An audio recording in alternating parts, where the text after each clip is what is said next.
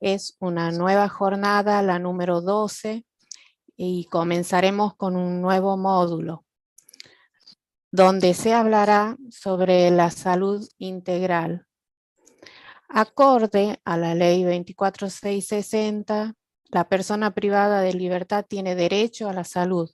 En este módulo, los temas girarán alrededor de este derecho. Así que les doy la bienvenida y la palabra a Ricardo y Miguel. Bueno, muchas gracias, Silvia. Buenos días a todas, a todos, a todes. La verdad estamos muy contentos de poder iniciar este nuevo eje que, como decía Silvia, está basado en un derecho que tenemos todas las personas de acceso a la salud. Para este eje, la verdad es que hemos hecho un gran esfuerzo de poder reunir diversas voces de distintos ámbitos para entrarnos en algunos temas. Mi compañera coordinadora es Marita Suárez, con quien hemos trabajado estas dos clases, el encuentro de hoy y el del próximo sábado, un poco yendo como de temas amplios como tiene que ver la salud pública, la salud para todos, la salud colectiva, la medicina social, la salud mental, para después irnos adentrando en temas cada vez más adentro de la cárcel. Tanto con Mario, con Alicia, como con Mónica, bueno, son personas que están insertas en el ámbito de la salud pública, por eso queríamos destinar este primer encuentro, digamos, a poder generar como un marco de comprensión de la temática, y la semana próxima vamos a tener invitadas e invitados más específicos aún del ámbito penitenciario, porque van a participar Benjamín Teruggi, que es el encargado del área de sanidad de la cárcel de Olmos. Julieta Torres, que está en nuestra unidad, en la 15, junto con Víctor Rivero, que es un promotor de salud que está detenido en la unidad. Y para completar, digamos, la próxima clase va a estar Liliana Martínez, que es una compañera que es coordinadora del área de salud mental de la Procuración Penitenciaria de la Nación. Así que vamos a tener un encuentro amplio y cada vez como yendo más a conocer cómo funciona, digamos, la salud penitenciaria en las unidades, en algunas unidades, pero que nos van a servir como ejemplo para entender un poco cómo funciona en el resto del país. La dinámica del encuentro de hoy voy a hablar un ratito, porque soy el jardinero del tiempo, y además voy a presentarles un poquitito la dinámica del encuentro. Los compañeras y compañeros invitados no saben que es el jardinero del tiempo, pero yo me encargo de regular un poquito la cuestión para que no se nos desborden las exposiciones, las preguntas, las intervenciones y todo eso. La dinámica del encuentro de hoy va a ser así. Ahora tenemos a nuestros compañeros que nos van a acompañar en la introducción de la temática por 1 hora. La idea es que durante esa hora cada uno va a tener un tiempo para poder presentar el tema que nos hemos planteado, pero que si surgen conversaciones entre ustedes están abiertas a verse. O sea, todos tienen el micrófono abierto para poder intervenir, decir, agregar, preguntar, reflexionar, etcétera, etcétera. Una vez terminada esa primera intervención, vamos a abrir por 40 minutos a preguntas y reflexiones de la comunidad Liberté. Después vamos a hacer la ecopausa por 10 minutos y después nos vamos a dividir en 7 grupos que van a estar coordinados para hacer una dinámica de grupo operativo, y después vamos a terminar en una actividad plenaria muy cortita para finalizar la jornada. Así que de mi parte, agradecerle mucho de verdad a todos ustedes que están aquí presentes y nos acompañan. La verdad es que es un tema que hemos destinado 2 encuentros, pero podríamos hacer un año entero, me parece, para hablar de la salud en contexto penitenciario. Pero es lo que tenemos, y siempre estas conversaciones son inaugurales, o sea, que lo que deseamos es abrir un espacio para empezar a pensar sobre una temática, y después tenemos montones de lugares para seguir trabajando. Así que, de mi parte, agradecerles, a Marita también, que hemos trabajado juntos en esto, y pasamos a Miguel, que hace las presentaciones. Muy bien, muchas gracias. Bienvenidos a la 12ª jornada Diplomatura de Liberté. Hoy clase abierta. Te invitamos a una jornada enriquecedora, la 12ª edición de la Diplomatura Integración Social, explorando el módulo de salud integral. Presentamos a nuestros distinguidos expositores, referentes nacionales e internacionales en salud pública, salud colectiva y medicina social. Doctora Alicia Inés Stolkiner, experta en salud mental y salud pública, licenciada en psicología, doctora honoris causa y profesora titular en salud pública y salud mental. Doctor Mario Rovere, médico sanitarista, ex viceministro de Salud de la Nación, explorará la salud en situaciones de encierro desde la medicina social. Licenciada Mónica Macha, diputada nacional y defensora de los derechos y la salud de las mujeres, presentará el proyecto de parto respetado y su lucha contra la violencia obstétrica. Seguidamente, presentamos al primero de nuestros expositores en la jornada de hoy. Es un honor presentar al doctor Mario Rovere, un referente en el campo de la salud pública y la medicina social, reconocido médico sanitarista y ex viceministro de Salud de la Nación. El doctor Rovere nos guiará en una exploración única de la salud en situaciones de encierro desde la medicina social. Su vasta experiencia regional y dedicación en el ámbito de la salud prometen aportar valiosas perspectivas a nuestra jornada. Doctor, adelante con su exposición, por favor. Bueno, muy buenos días a todos, a todas, a todes.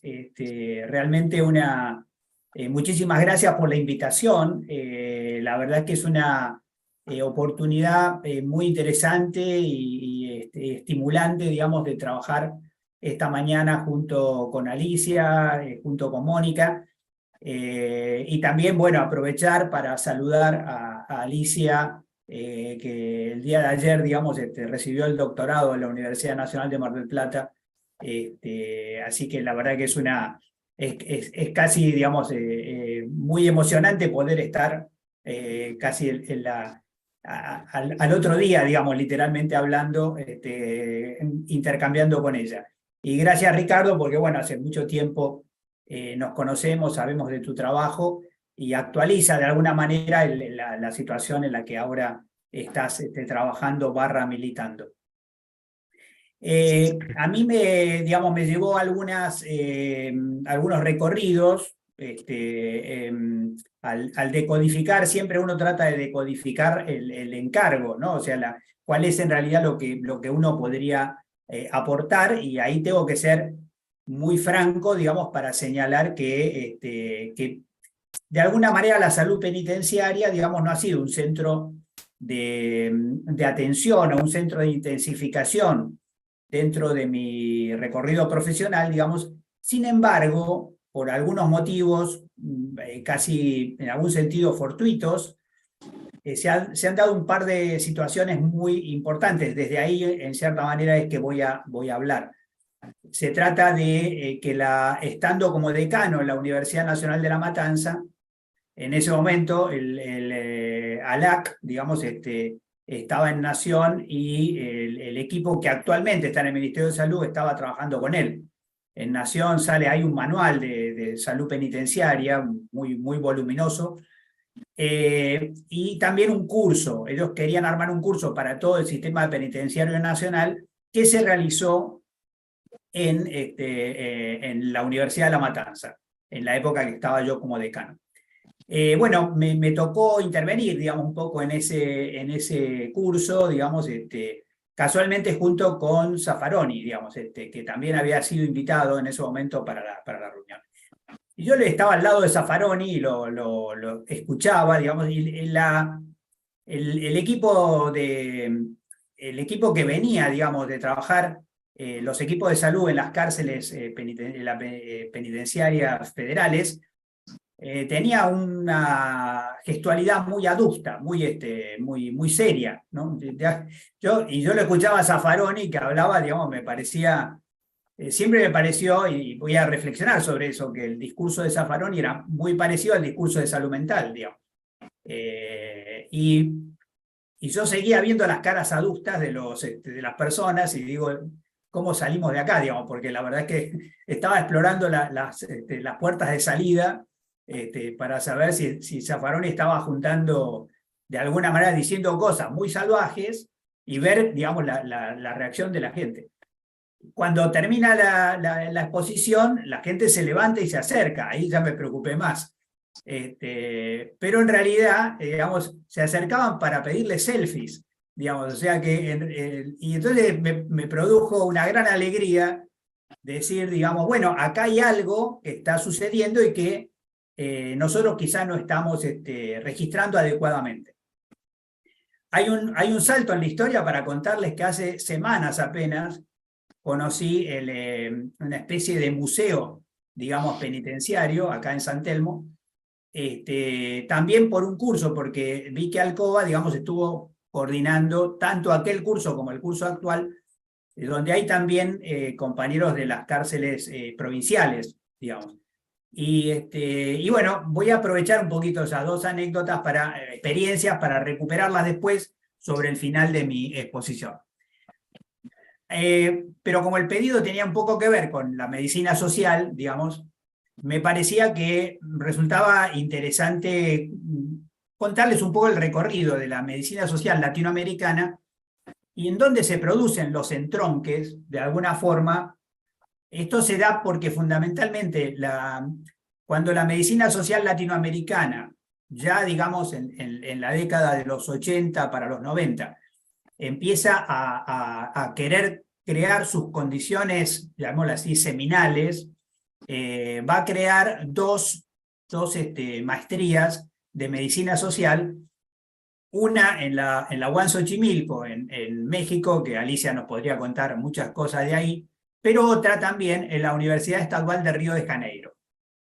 Yo me voy a quedar un poquito con esta, digamos, que es un poco las tensiones que se producen en tres nombres que han sido mencionados recién, digamos, con profesionalidad por Miguel, digamos, con la idea de mencionar salud colectiva, salud pública y medicina social, que son tres conceptos que entran como en diálogo, para contarle que de alguna manera la medicina social contrasta con la salud pública muy fuertemente, que los creadores o los recuperadores del concepto de medicina social retrotraen el debate a mitad del siglo XIX, cuando desde la medicina se cuestionaba la expansión del capitalismo, en este caso a Alemania, por parte de Virchow, un patólogo, digamos, muy influyente.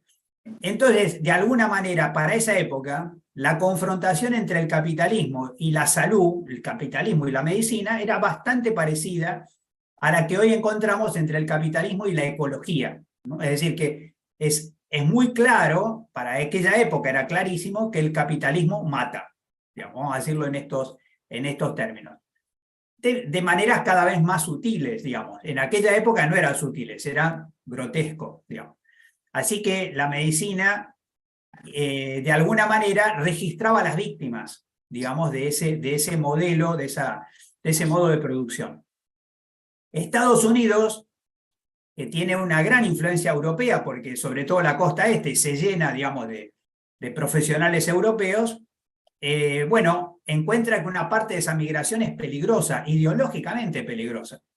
Y entonces va a producir un gran dispositivo de pasteurización, lo digo así, para no tomarme más tiempo, de todas esas ideas, metiendo a la medicina y metiendo a la salud pública en un frasco, ¿no?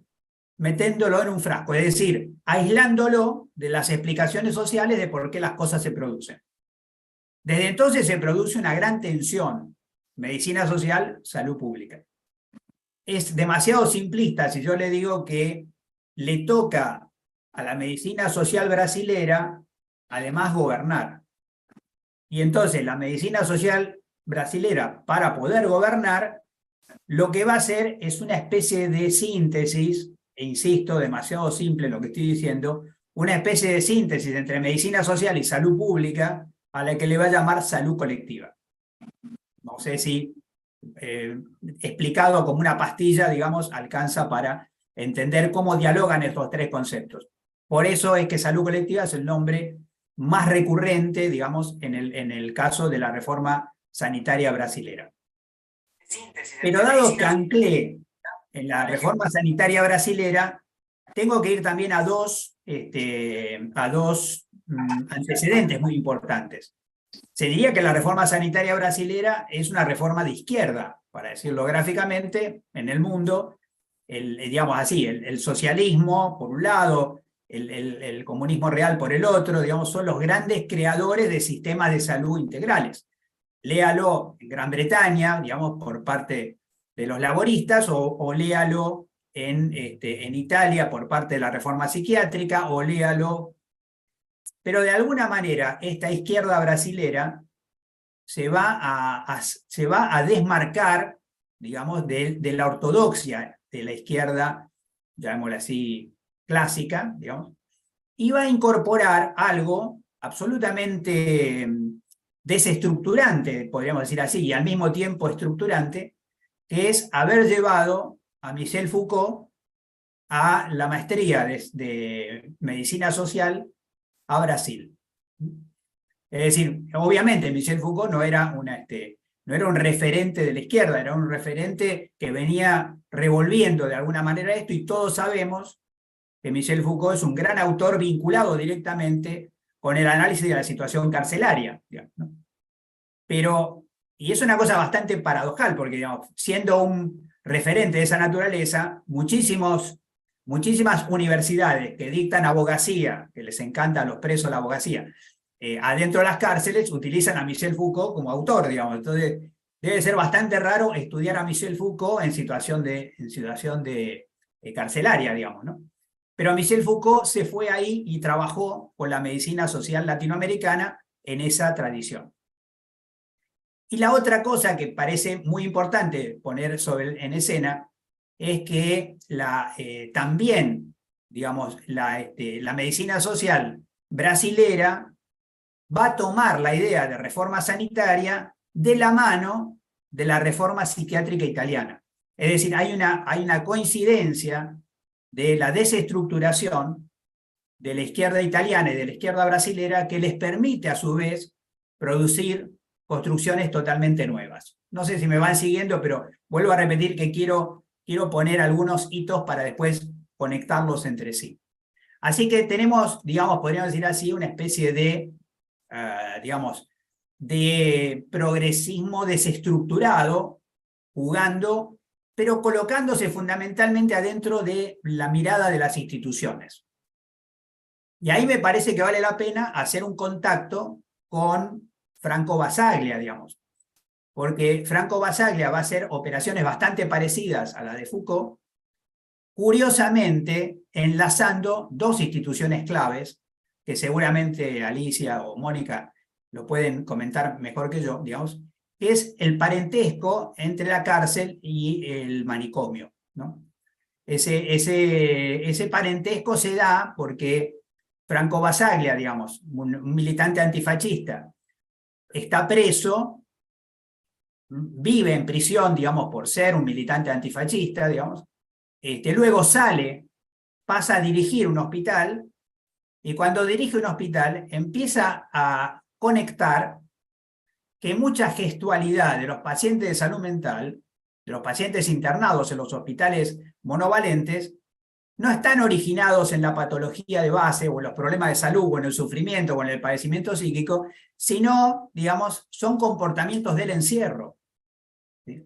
Con lo cual encuentra una conexión directa, digamos, entre esos comportamientos, para decirlo de alguna manera, el encierro enferma, vamos a decir así, o por lo menos produce síntomas, ¿no?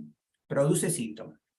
Y naturalmente, eso es muy difícil de comprenderlo, digamos, porque si ustedes recuerdan de alguna manera alguna parte de los episodios, digamos, que ocurrieron en la represión del Borda, un paciente, digamos, se liga 8 balas de goma, digamos, de la cintura para arriba, entre otras cosas porque los policías creyeron que se estaban burlando de ellos, digamos, ¿no? Que el paciente se estaba burlando, y el paciente tenía el mismo comportamiento que tenía siempre, digamos, pero no pudo ser interpretado en términos, digamos, de que en realidad era síntoma.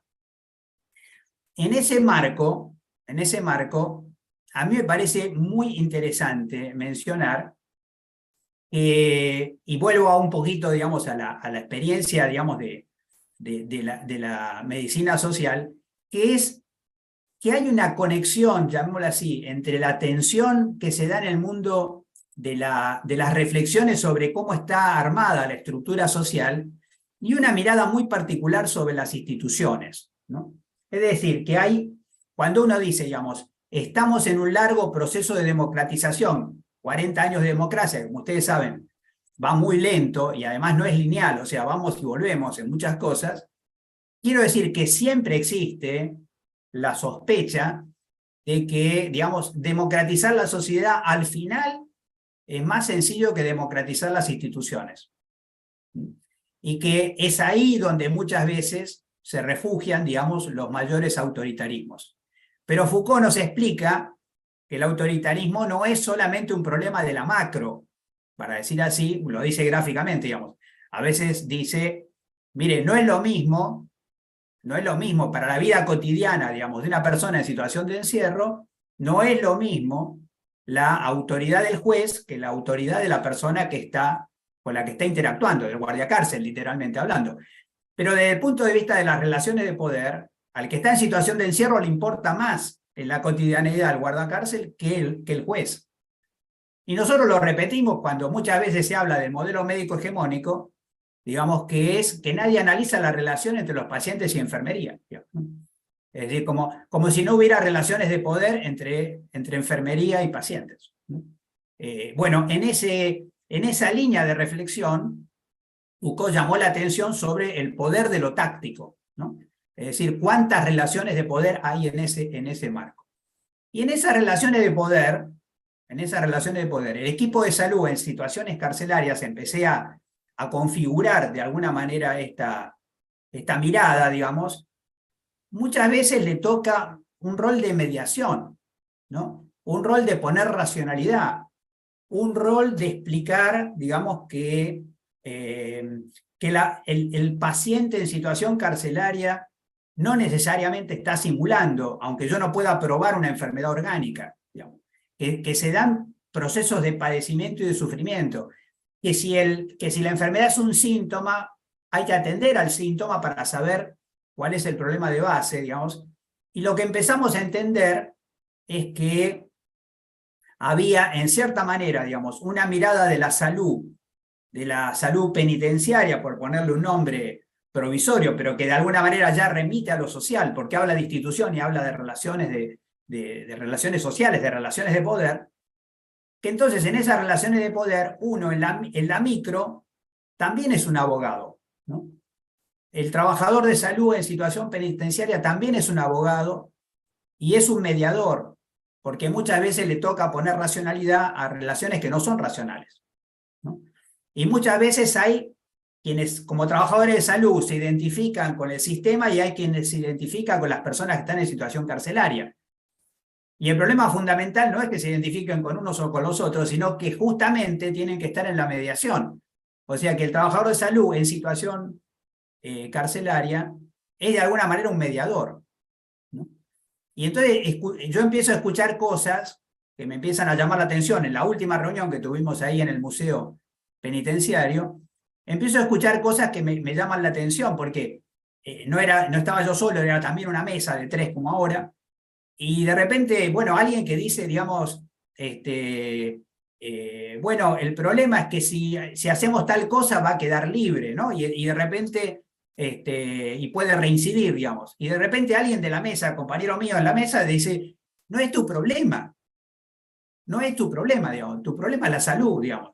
Tu problema no es identificarte, digamos, y ponerte en el lugar del juez, digamos, o ponerte en el lugar. Entonces, empieza ahí a darse una relación donde a mí me parece que en estos actos educativos veo yo como un aterrizaje, digamos, de que estos conceptos, que son conceptos bastante abstractos, luego tienen traducciones muy concretas, digamos, ¿no? Que es, digamos, si uno quiere bajar la tasa de violencia en las cárceles, los equipos de salud tenemos un rol que cumplir.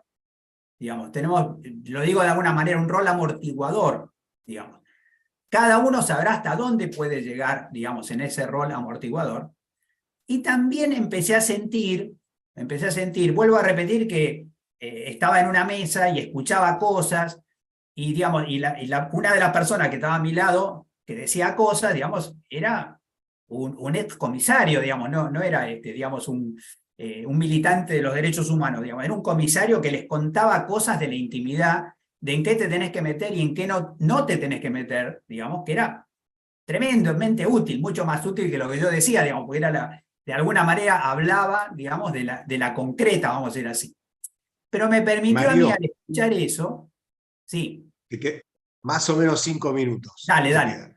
No, yo les quería contar que al escuchar eso, me pareció a mí, me rebotó de vuelta algo que seguramente se da en el mundo de también en el mundo de los hospitales, digamos, ¿no? Que es la salud del personal de salud, digamos. ¿Y por qué coloqué eso, digamos? Porque cuando yo empiezo a escuchar las cosas tácticas que podrían mejorar, pero disculpen que lo diga de esta manera, pero las barbaridades que de alguna manera hay que digerir, empecé a sentir que también el personal de salud era objeto de preocupación sobre la salud del personal de salud penitenciario. Digamos, no quiero hacer aquí una especie de causa gremial, digamos, sino fundamentalmente el tema de cuántas barbaridades naturalizadas, digamos, vos ves cotidianamente que de alguna manera te las tenés que digerir, digamos, o sea que, vamos a decir así, te las comés, digamos, literalmente hablando, y que a veces se canaliza mejor cuando uno tiene cierta posibilidad de intervención o cierta posibilidad, llamémosla así, de práctica reflexiva que me permita decir, digamos, a ver, en esto yo podría hacer algo, no podría hacer nada, ¿no? Disculpen que lo diga un poco salvaje, pero salvaje lo escuché, digamos, ¿no? O sea, escuchar al lado una persona que dice, bueno, cuando una persona entra por primera vez a la cárcel quiere suicidarse, digamos, pero eso no ocurre habitualmente sino hasta el año, ¿no? Digamos, como outsider, digamos, como persona que está afuera y está escuchando eso, dice, y esto lo tenés que naturalizar, digamos. Esto forma parte, digamos, de tus condiciones de trabajo. ¿En qué parte de las condiciones de trabajo se está escrito eso, ¿no? Bueno, y finalmente quería develar desde mi punto de vista la filosofía, digamos, de los que probablemente uno puede estar cerca o lejos, que tiene que ver un poco con el abolicionismo, digamos, ¿no? Es una última reflexión, Ricardo, y ya no me tomo más tiempo. Menciono el abolicionismo porque me parece a mí que hay una tradición filosófica que emparenta y que explica la conexión entre las reflexiones, por ejemplo, de Basaglia o de Vicente Gali, del equipo, de todos los equipos que han estado atrás, militantes y teóricos, de la desmanicomialización en la Argentina, para contarle que hay un eslabón que conecta la democratización en las situaciones carcelarias con la desmanicomialización, y que es justamente esta tradición abolicionista. O sea, hay una tradición penalista, fundamentalmente, que algunos llaman penalismo crítico, de la cual, digamos, Zaffaroni forma parte, ahora, digamos, trabajando también para el Vaticano, y que vale la pena entonces entender que al final, yo tuve el privilegio de conocer a un abolicionista muy influyente de apellido Kulsk, que claramente uno lo escuchaba y decía, este hombre está hablando de los manicomios, digamos, ¿no? No, estaba hablando de las cárceles. Entonces, digamos, me quedo con esta última reflexión, esta especie de enlace, para decirle, digamos, quizá aquel mandato que viene de la Asamblea del año 13, digamos, sobre el tema de para qué son las cárceles, bueno, como ustedes ven, desde que una ley se instala hasta que pasa de instituyente a instituido, pueden pasar, como el caso del año 13, digamos, prácticamente, digamos, 210 años, digamos, para que las cárceles sean no para castigo. Bueno, muchas gracias, Ricardo. Gracias a vos, Mario. Tremendo los temas que abriste, además, porque abrís temas delicadísimos, ¿no? Como la salud de los trabajadores de la salud en contexto penitenciario, que es un pequeño grupo de nuestra población, pero importantísimo, ¿no? Digo, entrarle en ese asunto, las prácticas, bueno, que es un poco lo que queremos poner en cuestión en estas conversaciones. Así que gracias. Miguel. Gracias. Presentamos a la destacada doctora Alicia Inés Tolkiner, experta en salud mental y salud pública, licenciada en psicología, doctora honoris causa y profesora titular en salud pública y salud mental. Su trayectoria de investigación y docencia promete iluminarnos con una mirada profunda y actual sobre la salud mental en nuestra sociedad. Es un honor contar con su conocimiento y experiencia en esta 12ª jornada de diplomatura. Adelante, por favor. Claudia, antes que nada, buenos días. Me da mucho gusto saludarlos y saludarlas a todos y todas. Un gusto estar con Mario, Mónica, Ricardo. Es impresionante cómo el campo de la salud mental y el campo de la salud es una red en la cual, además de intercambiar profesionalmente, se van creando valoraciones personales. En esta intervención le acabo de dar a Ricardo un texto de base que me muestra que además venimos de haber trabajado el tema de manera común. Es un texto que se llama ¿Cómo se piensa hoy la salud mental? Sufrimiento psíquico e instituciones totales, que fue una clase que preparé para la diplomatura en salud penitenciaria que existía en ese momento por convenio entre el Ministerio de Salud, la Universidad de La Matanza y el Ministerio de Justicia en 2015 por pedido también de Victoria Alcoba. Creo que es un texto que va a ser como la base de lo que yo voy a intervenir, pero antes voy a retomar algunas cosas que trajo Mario, como persona que en algún momento a lo largo de mi trayectoria he ido trabajando en la confluencia entre dos movimientos importantes. Uno es el movimiento de salud, de medicina social, salud colectiva, y el otro es el movimiento de salud mental, ¿no? Y este movimiento de salud mental, que es abolicionista, pero es abolicionista de una institución manicomial asilar, que tiene, como bien lo señaló Mario, muchos elementos en común con la cárcel, entre otras cosas, que los manicomios nacieron en las cárceles. O sea, en la Revolución Francesa, cuando se empieza a ordenar este nuevo Estado que planteaba el modelo de Estados de la modernidad y nace la psiquiatría, lo que se le solicita a Pinel, que es el que le va a dar una validez científico-médica a la reclusión, es que arbitre la construcción de una respuesta para una gran cantidad de personas que estaban en las cárceles, pero que no debían estar ahí porque no habían cometido ningún delito, ni contra la propiedad, ni contra la vida, ni político, que también había opositores políticos en las cárceles, sino que estaban ahí porque no cubrían la característica del sujeto moderno, del ciudadano moderno, que era la racionalidad. Su forma de pensamiento, etcétera, estaba alejada de ello.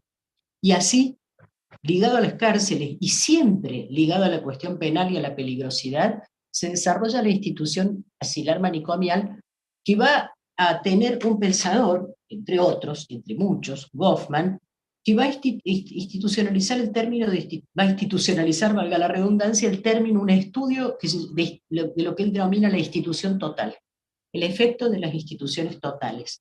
Y esta es un estudio antropológico, que él lo hace además internándose en una institución psiquiátrica, y únicamente el director de la institución sabía que él era que no era un paciente, que era un investigador. Hace una investigación de cuerpo completo.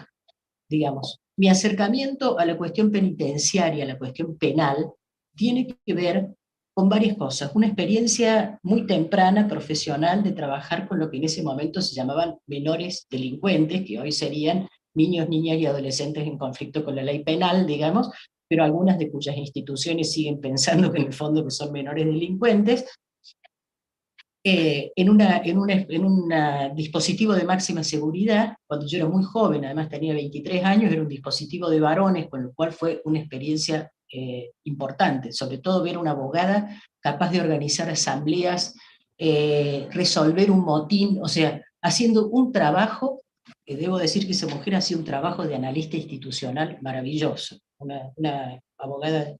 Pero posteriormente, todo mi desarrollo es un desarrollo que ha circulado entre el campo de la salud, mi pertenencia al pensamiento médico-social, salud colectiva, y su articulación con el movimiento de salud mental, que nace después de la Segunda Guerra Mundial, y también nace ligado a otra cosa, y esto es a la concepción de derechos, entre otras cosas, a los movimientos que reivindican derechos de grupos que han quedado por fuera de esta ampliación de derechos que trajo, y de idea de derechos que había traído de la modernidad y se habían ampliado con derechos sociales, etc.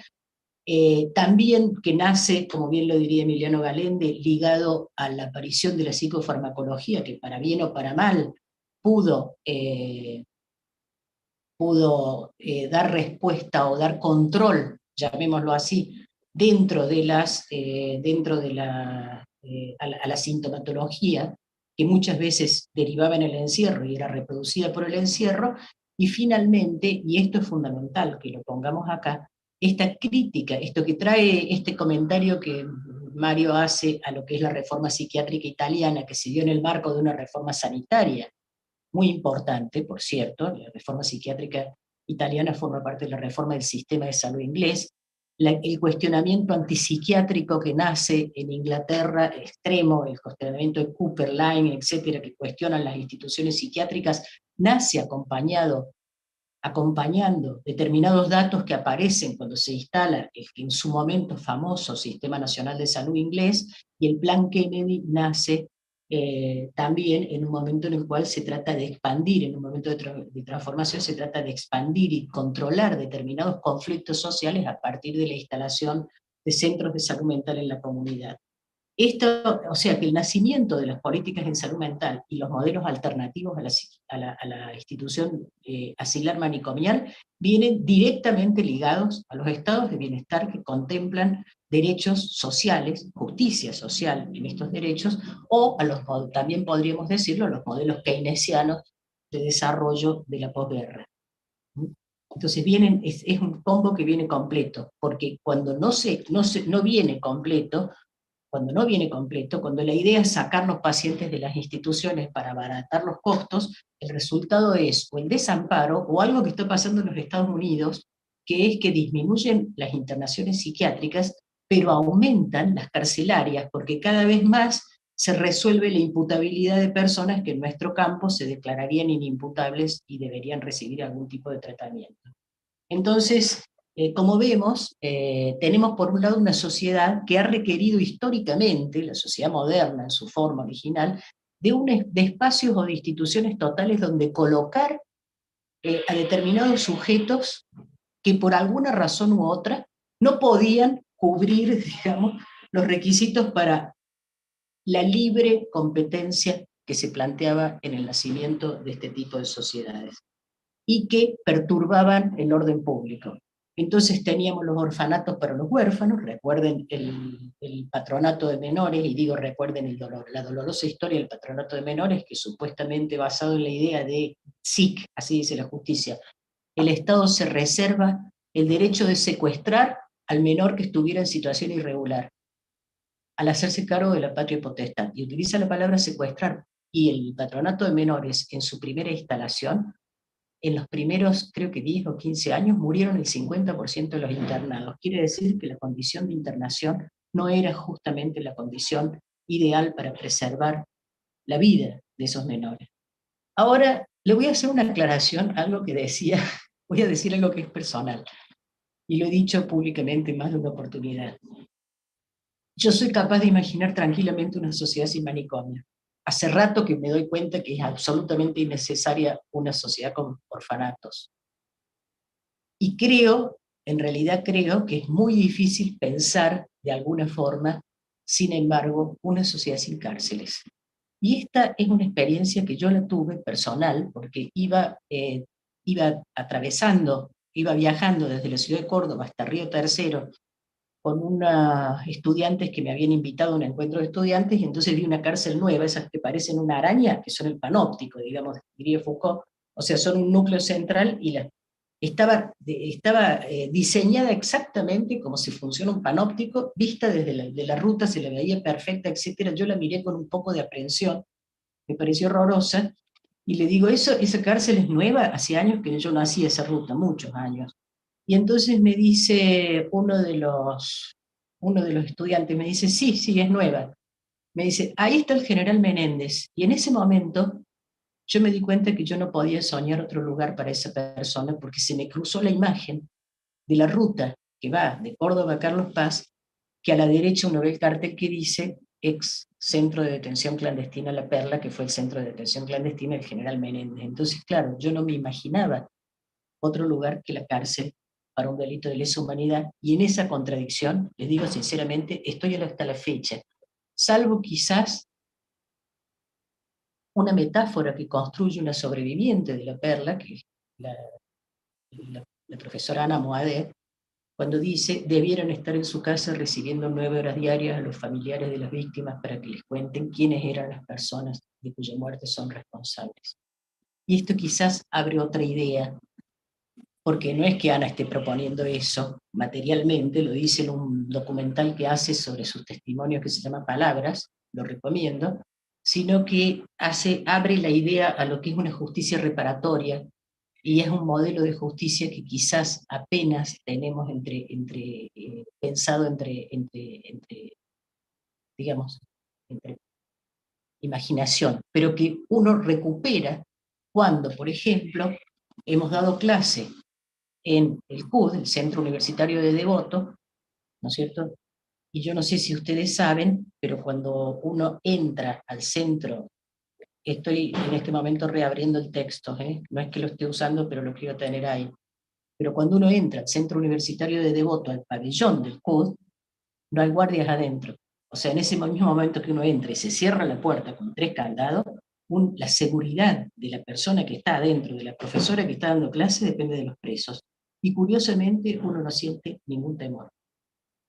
Entonces son estas experiencias, estas nuevas experiencias, y ahora lo voy a fundamentar porque estas nuevas experiencias, como por ejemplo la experiencia del Liberté, ¿no?, la que nos permiten pensar en otras formas inclusive de implementación de justicia, las que nos permiten pensar nuevas formas carcelarias. Les digo una última cosa y entro a esto. En este momento en Japón tienen un problema con mujeres de mi edad más o menos que delinquen por primera vez para ir presas. Las cárceles aparentemente deben ser buenas, las condenas por robos son muy altas, y lo que ellas están haciendo es huyendo de la situación de soledad. Y en algunos casos son jubilados y huyen de la condición de jubilación, que es una vida que no es como digna.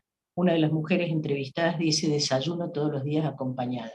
Entonces pensemos las complejidades en términos de salud mental, de sufrimiento psíquico de esta sociedad. Me detengo un momento con la Ley Nacional de Salud Mental, que es una ley basada en enfoque de derechos. Cuando entramos en el siglo XX, en el siglo XXI, se produce una tensión ahí entre lo que habían sido las propuestas de reforma del sector salud, que ahora retornan, como subsidio a la demanda, privatización de los servicios, separación de la financiación de la prestación de servicios, etcétera. Todo un paquete que lo escuchamos y lo vimos aplicar en los 90 y ya fracasó, dicho sea de paso. Entra en colisión eso con la aparición de la idea, la puesta en juego, el discurso de los países capitalistas de políticas públicas con enfoque de derechos, ¿no? Eso vuelve a ponerse en tensión ahora, vuelve a ponerse casi manifiestamente en tensión, así como el documento Invertir en Salud del 93 no tenía la palabra derecho a la salud en ningún lado, y bueno, en eso estamos. Y dentro de ello está la cuestión de la salud en el sistema, en los sistemas de encierro carcelario, que no son los únicos, dicho sea de paso. Tenemos los geriátricos, tenemos las instituciones de discapacitados y todavía tenemos las instituciones manicomiales, pero, ¿no es cierto?, en la particular situación de articulación, y tenemos ahí un problema con la ley de salud mental, que lo voy a decir después, que se transformó el Código Civil, pero entra en colisión con el Código Penal, pero bueno, eso no interesa tanto. Y tenemos una serie de herramientas en este país, en el periodo que se abre en las primeras 2 décadas de este país, se produjeron una serie de herramientas de enfoque de derechos muy importantes, muy avanzadas inclusive en relación a países europeos, ¿no? Algunas de ellas tienen que ver con diversidad de género, algunas de ellas tienen que ver con el cuerpo y el género, como creo que va a hablar Mónica. Me da mucho gusto que intervenga con esa temática. Algunas tienen que ver con la salud, por ejemplo, la ley de derechos de los pacientes, la ley de muerte digna, la ley de parto humanizado, y la ley de salud mental. Y la ley de salud mental introduce algunas conceptualizaciones que es importante tener en cuenta. La primera es: se corre de la categoría psicopatológica, lo cual no quiere decir que la descarte, y habla de sufrimiento psíquico. Y el sufrimiento psíquico no es eventualmente pensado como una enfermedad intrínseca del individuo, sino que, volviendo como lo piensa la medicina social, es pensado básicamente en la interrelación entre factores, condiciones de vida, lo biológico, lo subjetivo, la historia, etc., ¿no? Obviamente que en este punto, para pensar, y con esto quiero ir cerrando porque les quiero dejar una idea que hace justamente a la propuesta de estos dispositivos de derechos armados dentro de dispositivos carcelarios, como alguna vez se armó el Frente de Artistas del Borda, como alguna vez la Radio La Colifata, etcétera, que es cuando dentro de una institución que está destinada de alguna manera a desubjetivar, a objetivar a una persona, ¿no es cierto?, se introduce un dispositivo de transformación. Y acá voy a tomar un autor. Bueno, me ha tocado trabajar mucho con víctimas de terror de Estado, con personas que han estado en situaciones de detención clandestina. Hay una diferencia entre un preso y una persona en un centro de detención clandestina, que el preso, algún marco jurídico del Estado hace a su situación, digamos, ¿no? En cambio, la arbitrariedad del terror de Estado sobre la vida es absoluta. Y esto, debo decirle, lo he visto a partir de la experiencia del trabajo con estas personas, enloquece no solo a los prisioneros, sino a los carceleros. Esto, ojo, no, cuando digo enloquece no estoy diciendo que los exime de responsabilidad, ¿eh? Lo que estoy diciendo es que he escuchado historias cuando uno dice esa persona estaba totalmente desquiciada en ese momento, lo que actuó en ese momento, cómo ha podido vivir en esa condición, haciendo lo que hacía. Bueno, volviendo a esto, y ojo, que no estoy diciendo con esto que exima de responsabilidad penal, no, para de ninguna manera, estoy tratando de comprender la situación. El autor que yo tomé muchas veces es Bruno Bettelheim. Bruno Bettelheim era un psicoanalista judío alemán, especialista en autismo. Es famoso su libro Los niños, La fortaleza vacía, sobre autismo, que es tomado prisionero en un campo de concentración. Y luego de llevar un tiempo ahí, él decide hacer una investigación sobre la condición de las personas en los campos, condición de las personas sometidas a situaciones extremas. Y se toma a sí mismo y a sus compañeros como elemento de observación. Es muy interesante esto, porque es un proceso, realmente un proceso de investigación implicada, ¿no?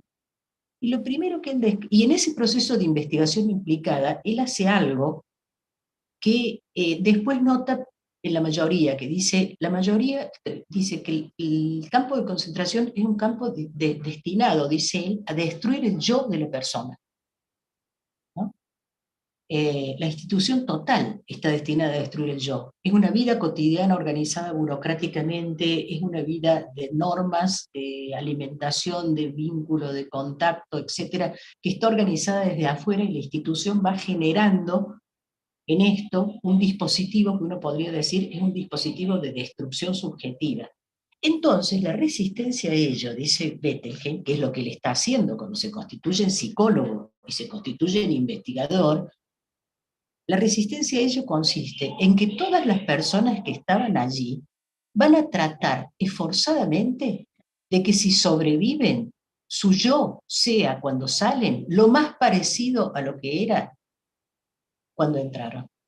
Quiere decir que la cárcel, tal como nosotros la pensamos, somete a las personas a situaciones en las cuales van a estar desesperadamente tratando de ser y mantener la identidad de lo que eran.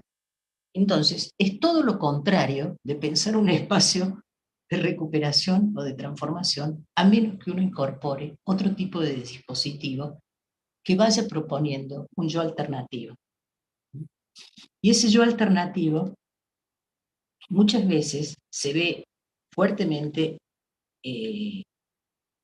combatido desde la institución misma. Fuertemente combativo de la institución misma, y no solo desde las instituciones carcelarias. Pongo un ejemplo que vi recientemente en una institución de acogida de menores, o como se dice ahora, Alicia, ¿sí? más o menos unos 5 minutitos y vamos cerrando, ¿sí? Perfecto, de niños, niñas y adolescentes, un joven conflictivo en una institución de internación, que sin embargo ganó un premio por un mural, el premio se lo iban a entregar además por primera vez en su vida viendo el mar, o sea, era del grupo de jóvenes que iban a ser traídos a Mar del Plata, y una persona responsable de la disciplina de la institución le prohíbe el viaje porque tuvo una conducta de falta de disciplina. Entonces ahí sí interviene, voy a retomar lo de Mario Robert y la cuestión de personal de salud, que me hizo acordar mucho a algo que Fernando Ulloa, un término que Fernando Ulloa utiliza para el personal de las instituciones manicomiales, dice la cronificación del recurso moderno. Dice la cronificación de aquellos que trabajan en instituciones que son cronificantes. Pero entonces la psicóloga interviene, que es una psicóloga joven, activa, etcétera, nueva, con otro tipo de formación y otro tipo de idea, responsabilizándose de la situación y acompañándolo, porque dice, lo único que falta es que aquella vez que logró algo que lo distingue de ser el conflictivo, sino que lo transforma en una persona capaz de ganar un premio y ver el mar, en ese momento se le suprima por una falta disciplinaria menor. Estamos pensando entonces, y acá voy a cerrar diciendo algo que dijo Mario, que tiene que ver con esta bibliografía que yo les he dado para que ustedes revisen, y que no he repetido acá, y que toca también, ahí explicita muy bien las definiciones del campo de la ley de salud mental y aquello que ella garantiza y no garantiza, etcétera, etcétera. Pero hay algo que dijo Mario que cierra con esta bibliografía, que fue pensada para el personal penitenciario, este texto. Y yo creo que el trabajo en instituciones totales es un trabajo que implica pensar la salud de todos los participantes de la institución, de todos aquellos que están implicados en la institución, porque esa institución, al igual que el trabajo en salud, Mario insistió en las personas que trabajan en salud, en el sistema penitenciario, pero yo casi les diría cualquiera que trabaje allí, están de alguna manera implicados en la producción de subjetividad que hace esta institución. Entonces, festejo mucho que se trabaje esta diplomatura, que se trabaje con el enfoque que se trabaja. Les recomiendo la lectura de esos dos autores, Goffman y Bettelheim, para pensar las situaciones de encierro. Son dos autores indispensables. Posteriormente hemos escrito mucho sobre ellos. Y bueno, y muchísimas gracias.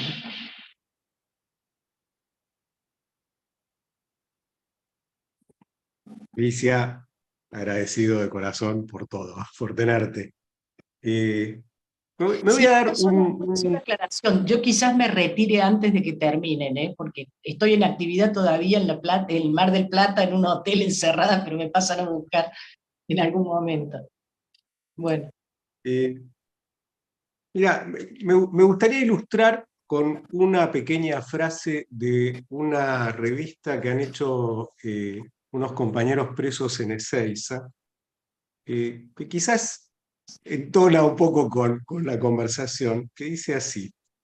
Primero les voy a decir cómo se llama la revista, se llama Talentos Ocultos, y salió este año en marzo del 2023, es un fanzine, que les voy a mostrar ahí.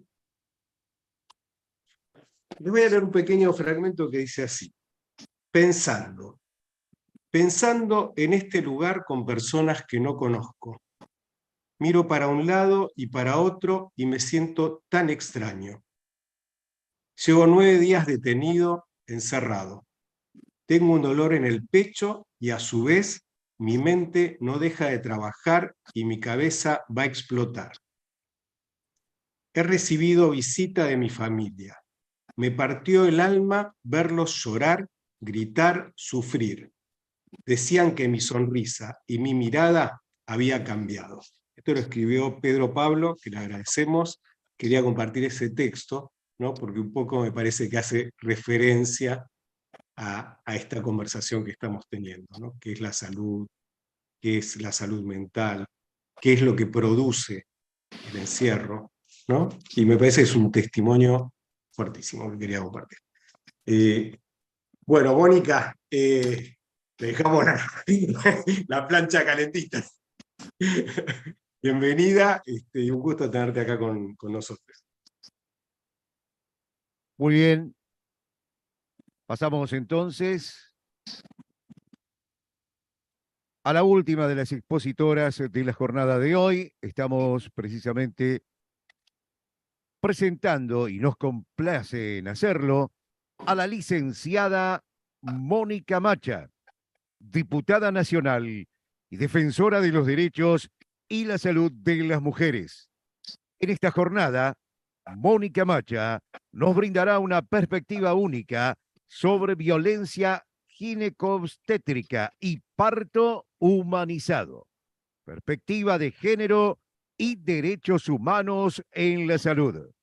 Su enfoque integral y su lucha contra la violencia obstétrica son inspiradores y enriquecerán nuestra comprensión sobre estos temas cruciales. Adelante, por favor. Hola, ¿qué tal? Bueno, buenos días a todos, a todas, a todes. Primero decirles que es un honor estar esta mañana en esta exposición, en este encuentro. Quiero agradecer a Ricardo y a Marita por la invitación. Un honor y un gusto compartir este espacio con Mario y con Alicia, que son aparte parte de mis docentes, de mis maestros. Así que enorme, enorme honor estar compartiendo con ellos esta posibilidad. También decirles que me dio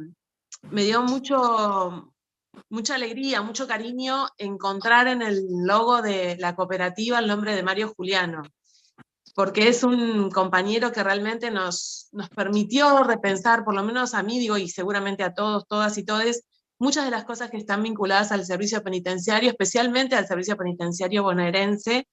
Yo tuve la posibilidad de trabajar con él en algunas instancias cuando yo fui senadora provincial entre el 2013 y el 2017, y trabajamos mucho sobre la posibilidad, y de hecho armamos un proyecto para el tema del cupo en las cárceles, porque ya por esos años había una superpoblación, había, bueno, todo lo que significa la situación de las personas privadas de libertad, y trabajamos mucho con él en eso, y siempre con su postura, ¿no?, política, ideológica, que era tan disruptiva, y que siempre invitaba a poder pensar entonces la instancia que significa el atravesar por el servicio penitenciario, en general digo el federal, pero nosotros nos centrábamos en el bonaerense porque era nuestro territorio.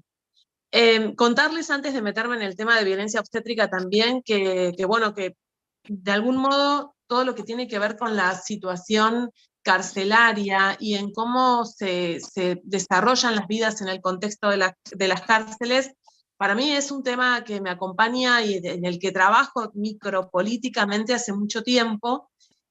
Contarles que en el año 2009 comenzamos una articulación de trabajo. Yo estaba en ese momento en el municipio de Morón, y trabajamos muy fuertemente con ACIFAD, con la Asociación de Familiares en Cárceles Federales, especialmente, no sé si lo conocen, pero es un espacio especialmente compuesto por mujeres Están cuyos presentes acá, compañeros... compañeras Bueno, de un saludo a ACIFAD. ACIFAD. Sí, sí, sí. Con Andrea Casamento, entonces trabajamos mucho en generar un nexo desde el trabajo municipal, desde el territorio, un nexo entre las familias de Morón que tenían un familiar, y que además, como pasa siempre, ¿no?, hay barrios donde el tener un familiar privado de libertad ya dejó de ser una excepción para ser parte de esa habitualidad. Y cómo cuando un familiar en un allanamiento o en una situación de delito o en una situación de violencia institucional termina privado de libertad, ¿qué pasa con la familia? ¿Qué pasa con los hijos, las hijas? ¿Qué pasa con esa compañera? ¿Qué pasa con el encuentro con un poder judicial que es lo menos didáctico que conocemos, y que entonces ese encuentro es realmente de muy difícil comprensión? Y entonces para nosotros era importante, con un equipo que habíamos armado junto con ACIFAD, poder generar esas instancias de asesoramiento, de contar un poco cómo es el proceso, porque, bueno, que lo que algunas personas tuvieron que atravesar sin ese acompañamiento, bueno, otras puedan atravesarlo acompañadas. Entonces, saber qué es lo que va a pasar en cada momento, qué es lo que ellas pueden solicitar en relación para generar un mayor bienestar de sus compañeros o hijos, hijas privados de libertad. También teniendo en cuenta qué pasa con esas compañeras, ¿no? Porque de repente toda su vida empieza a estar atravesada por los días de visita, por los alimentos que hay que llevar, por todas las cosas que la persona que está privada de libertad va a requerir, y que esa mujer tal vez queda como la garantía de que eso suceda. Ni que hablar cuando se resuelven los traslados de un día para el otro, de una hora para otra, y de tener un familiar en una cárcel más o menos cercana, que lo deriven a una cárcel donde es realmente muy costoso llegar.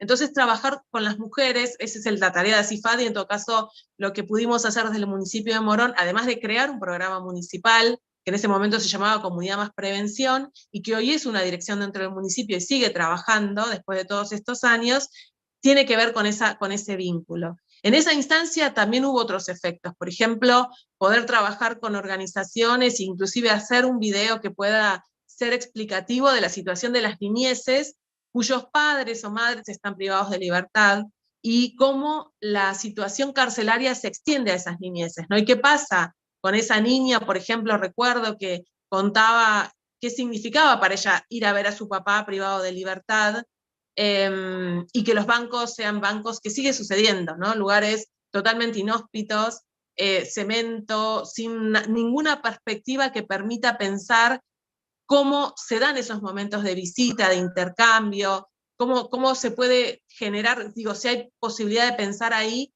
cómo generar una instancia que permita que ese encuentro familiar tenga otras características. Esta chiquita contaba inclusive una anécdota cuando su papá cumplía años y que llevaron una torta al penal, y claro, esa lógica del penal de desmenuzarla para ver si ahí había algún arma, alguna cuestión, y queda la torta así. Digo, esas cosas que tienen que ver con esto, con cómo hay una discusión sobre las cárceles, hay modelos ideológicos ahí planteando hasta dónde eso tiene una eficacia y dónde deberíamos estar pensando tal vez, no en la lógica del castigo, sino en la lógica de la reparación o de la restauración.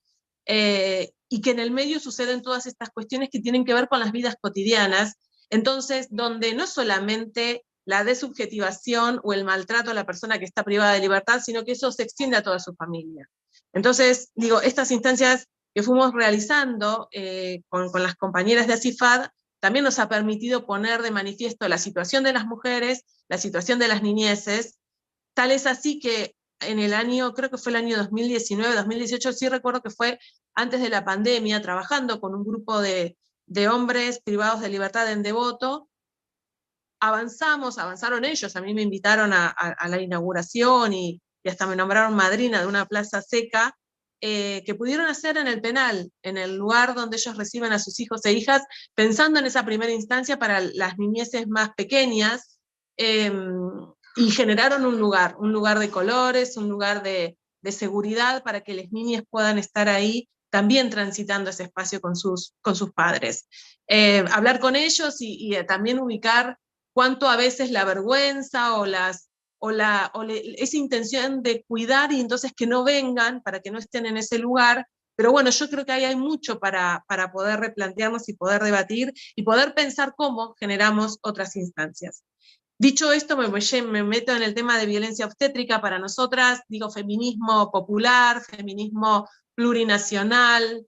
El concepto de interseccionalidad es un concepto clave porque es un concepto que nos permite eso, hacer un recorte dentro del feminismo, que es un gran movimiento, hacer un recorte de cómo caracterizamos ese feminismo popular. Y en ese sentido, el concepto de interseccionalidad es bien interesante porque ahí nos permite articular las distintas desigualdades, ¿no? O sea, frente a la desigualdad de géneros que atraviesa a las mujeres y a las distintas identidades LGTBI de manera, si se quiere, a todes, pero claro, no es lo mismo si a esa desigualdad de género se la articula con una desigualdad social, se la articula con los efectos del racismo social que en nuestras comunidades, en nuestro país, es muy fuerte. Entonces eso también da como otras características de la agenda que construimos. Yo creo que hay algo de nuestro feminismo que tuvo un momento de ebullición, de mucha mostración cuando discutimos la interrupción voluntaria del embarazo y haber logrado ese derecho. No es solamente un derecho que tiene una raíz para pensar desde lo sanitario, ¿no? Desde evitar las muertes de las mujeres y personas con capacidad de gestar, como antes esas muertes que estaban vinculadas al aborto clandestino, inseguro y demás. No es solo eso, que eso ya es muchísimo, porque vemos las estadísticas y cómo ha bajado la muerte de mujeres y personas con capacidad de gestar por el atravesamiento de un aborto, sino que además entendemos que es un cambio cultural y social muy profundo, porque en definitiva es que nosotras recuperemos el poder que en algún momento habíamos tenido en otras culturas, en otras condiciones, de poder definir nuestros proyectos de vida, y que eso también incluye a la maternidad, ¿no? Esto que nosotras decimos siempre, que la maternidad será deseada o no será, es bien interesante también para pensar y para discutir con una ideología de familia que todavía está muy, muy presente en nuestras sociedades, y que, bueno, poder discutir esto, que cada mujer y cada persona con capacidad de gestar pueda definir ese proyecto, y que si hay un embarazo no intencional en curso, pueda también ser interrumpido y con las condiciones de seguridad que hoy nos da nuestra ley, una ley amenazadísima en estos contextos, y que vamos a defender, por supuesto, como defendimos la posibilidad de tenerla, vamos a defender la posibilidad de esta continuidad y de sostenerla. Lo cierto es que todos esos debates, todos esos encuentros de distintos activismos feministas, también nos llevó a la discusión sobre, bueno, ¿qué pasa con aquellas mujeres que sí desean continuar un embarazo? ¿Qué pasa con el parto? Y hay innumerable cantidad de organizaciones, de activismos, que se nuclean, se empiezan a articular en relación al tema del parto. Nosotros tenemos una ley de parto respetado, y como nos pasa en Argentina, que tenemos muchas leyes innovadoras, que amplían derechos, y que obviamente eso es un logro, y para mí eso es un proceso muy importante en términos políticos, porque en realidad poder constituir y poder avanzar en el logro de una sanción de una ley es una tarea muy compleja de mucha articulación, de mucha construcción de consenso político, de mucho debate, con lo cual decir que nosotros tenemos esta cantidad de leyes, Alicia también nombraba algunas y Mario también, bueno, dan cuenta de un debate en nuestro país sobre horizontes y sobre esos derechos que tal vez hasta hace un tiempo ni se ponían en discusión y hoy se ponen en discusión, se trabajan, se amplían y logramos leyes. Después la implementación es otra cosa. Y para mí esto, digo, no es que una cosa lleva a la otra, ¿no? A veces cuando hablamos de la ley de salud mental y se plantea alguna dificultad, dicen, bueno, hay que cambiar la ley. Ahora hace poquito, como la ley de alquileres tenía dificultades, pero no es dificultades de la ley, es dificultades del Poder Ejecutivo Nacional que no regula, y entonces el mercado hace estragos, como siempre, y el problema no es de la ley. Sin embargo, hay un intento por modificar esa ley, que es una ley hecha por los propios inquilinos e inquilinas. Entonces digo esto, a ver, tenemos esas leyes, necesitamos entonces transformar prácticas. En algunos casos, en otros todavía falta también esa discusión sobre la legislación. Y ahí es que, si bien tenemos la ley de parto respetado, todavía las prácticas en el contexto de los partos son muy difíciles, son de mucho sufrimiento. Hay muchas cosas que están vinculadas también, Mario hablaba de la salud colectiva y del movimiento sanitarista, de la relación que las pacientes pueden establecer con los médicos, médicas, enfermeras, enfermeros, y es una relación difícil permanentemente, o sea, esa relación, y además a veces lo pensamos en relación al padecimiento o alguna enfermedad. Mucho más de manifiesto se pone cuando estamos en un contexto del parto, que no es una enfermedad, que no es una situación que tenga que tener intervención por demás, y sin embargo todo eso está a la orden del día. Entonces, para nosotras poder trabajar en la prevención de la violencia obstétrica, bueno, significa contar con espacios como estos, poder ponerlo en cuestión, poder ubicar que ahí el rol central es de la persona que está pariendo, que necesitamos conocer exactamente cuáles son estos derechos que tenemos, saber cuando estamos en el contexto del parto, digo cuestiones que parecen obvias pero no suceden, que nos digan qué práctica es la que van a realizar sobre nuestros cuerpos, que nosotras seamos también partes activas de esa definición, y todo esto lo digo porque es lo que no sucede, porque sucede que tal vez te ponen un suero y no te dicen para qué, ni si vos estás de acuerdo, porque hay inducción a los partos. Todas esas prácticas son prácticas que pueden resultar de algún modo, que están muy establecidas, inclusive la episiotomía, ¿no? Que son prácticas muy establecidas en el sistema de salud, que además están puestas como en un lugar no cuestionados, y es todo lo contrario, necesitamos poder cuestionar todo esto, necesitamos poder ubicar cómo buscamos y avalamos y consensuamos la intervención en el justo equilibrio, ¿no? Una intervención justa que permita, si hay una complicación, poder que se dé esa actuación del equipo de salud, pero que si estamos hablando de un parto fisiológico, de un parto de baja complejidad, se acompañe y no se intervenga tanto. Y se acompañe no solamente consensuando las prácticas que se van a realizar, sino también desde el respeto, desde la preservación de la intimidad de esa persona. Para nosotras, que venimos trabajando con una articulación de organizaciones que se llaman Mi Parto, Mi Decisión, dentro de ese Mi Parto, Mi Decisión hay cientos de organizaciones que están articuladas, y también con la Red Argentina de Casas de Parto, que es una propuesta que nosotras hacemos, como una propuesta para el sistema de salud, que yo sé que en Provincia de Buenos Aires inclusive lo están trabajando, están pensando una normativa posible, y las casas de parto como parte del sistema de salud, articulada con un hospital de referencia para los partos de baja complejidad, y que nos permitan contar con experiencias, con un proceso de parto, donde la mujer y la persona con capacidad de gestar pueda estar cómoda, pueda estar con la familia o con las personas que quiera compartir ese momento, que se respete su tiempo fisiológico, que tenga las intervenciones necesarias, no de más. Y eso es un poco el proceso en el que estamos militando y tratando de que estos procesos, o sea, propuestas legislativas, pero que, como decía al principio, es una propuesta legislativa que requiere construcción de consensos y que a la vez también nos permite dar un debate político. Es una herramienta de militancia para nosotras a veces poder constituir un proyecto de ley que nos permita decir esto es lo que nosotras queremos y esto es lo que estamos construyendo para poder consensuar. Temas muy difíciles, la Cámara aún, vamos logrando la paridad, yo creo que la composición que se va a dar ahora después de las elecciones ya va a tener el 50 y 50% de varones y mujeres, no necesariamente todas las compañeras que ingresan son feministas, así que también para nosotros es una tarea a ir construyendo esa mirada, esa perspectiva, pero bueno, son temas que todavía nos cuesta mucho instalar. Y hay dos cuestiones, hay dos vertientes que para mí son fundamentales en todo esto que estamos discutiendo. Una es la idea de la interculturalidad, y entonces cómo también en este debate entran a jugar las posiciones de las estrategias o la historia de las compañeras originarias que tienen una relación totalmente distinta con el parto, y que eso tiene que también tener un nivel de escucha, de intercambio, de respeto, y por supuesto la situación de los partos en contextos de encierro. Yo creo que nosotras hablamos como, a veces hay una compañera que dice, en la sala de partos, en un hospital o en una clínica, es lo más parecido a una sala de torturas, ¿no? O sea, ella dice la mujer acostada, la luz, los genitales expuestos, es lo más parecido a una escena de violación. Y la práctica de cosas y que se pierde, digamos, la subjetividad de esa persona y la incorporación de esa persona al proceso.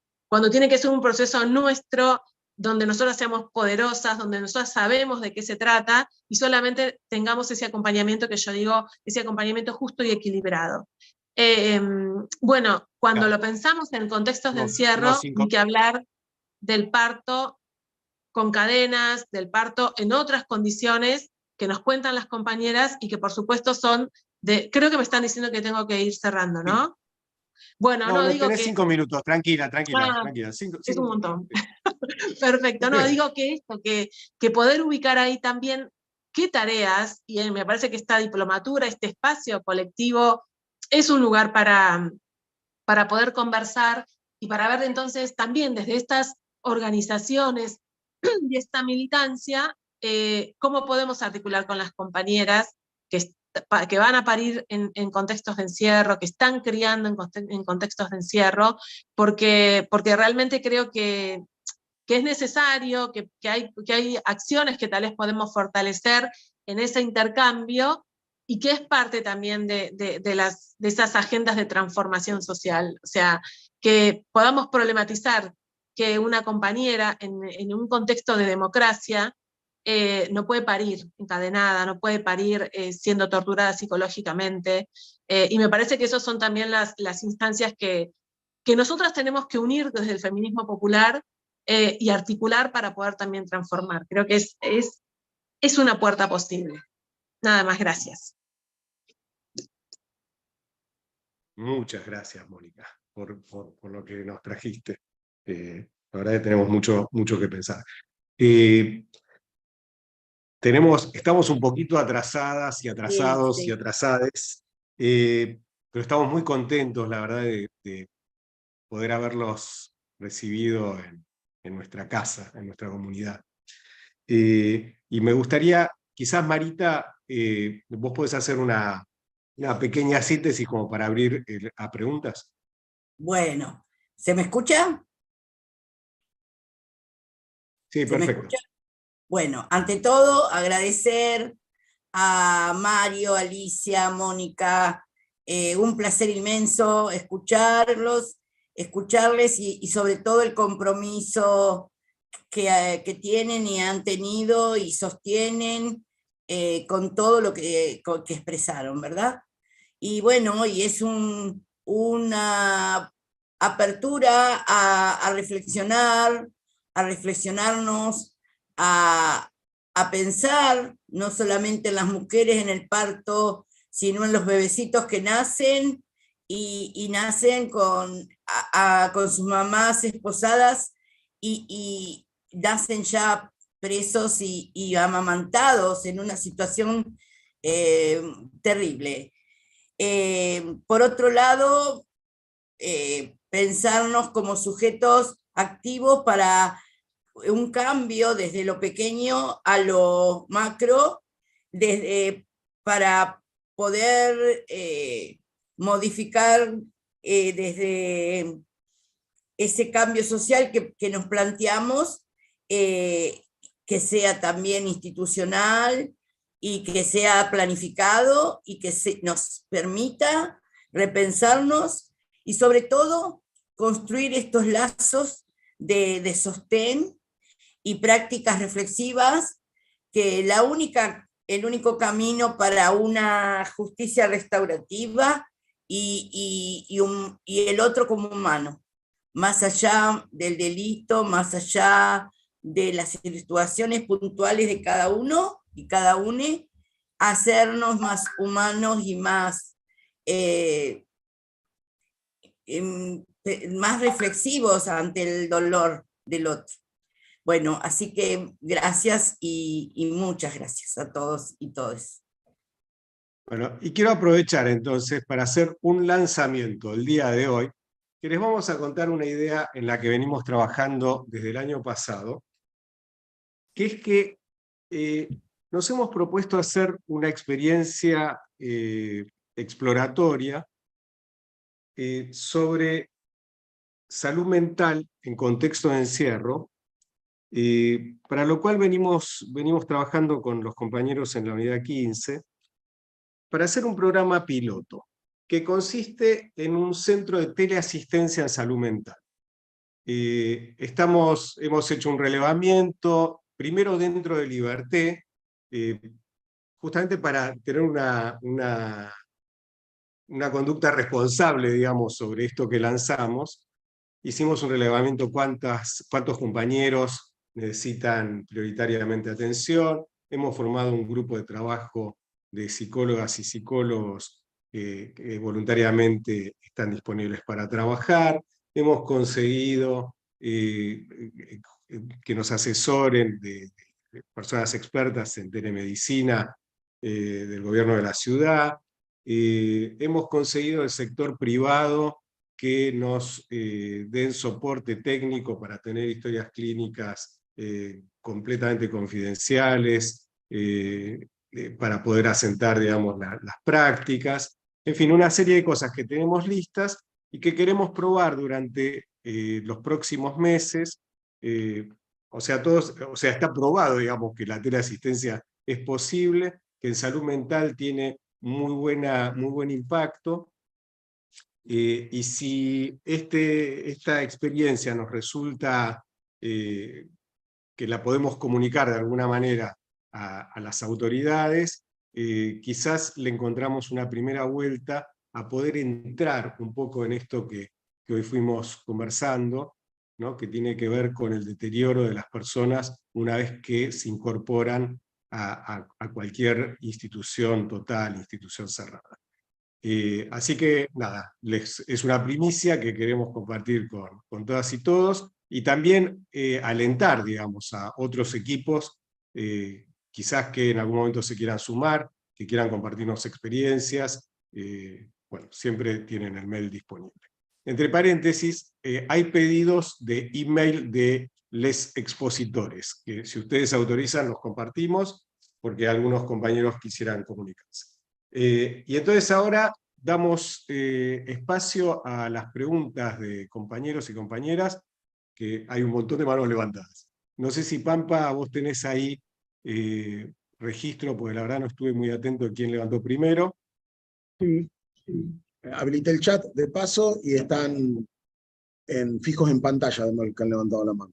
Vamos a seguir el orden que están en pantalla, vamos con igual Pamela, Silvia y Mariela si me dan una mano, pero yo de momento le doy la mano a la palabra, perdona, módulo 4 de 6. Ah, perdón, tenían la palabra, los muteé. Vamos de vuelta. Ahora sí.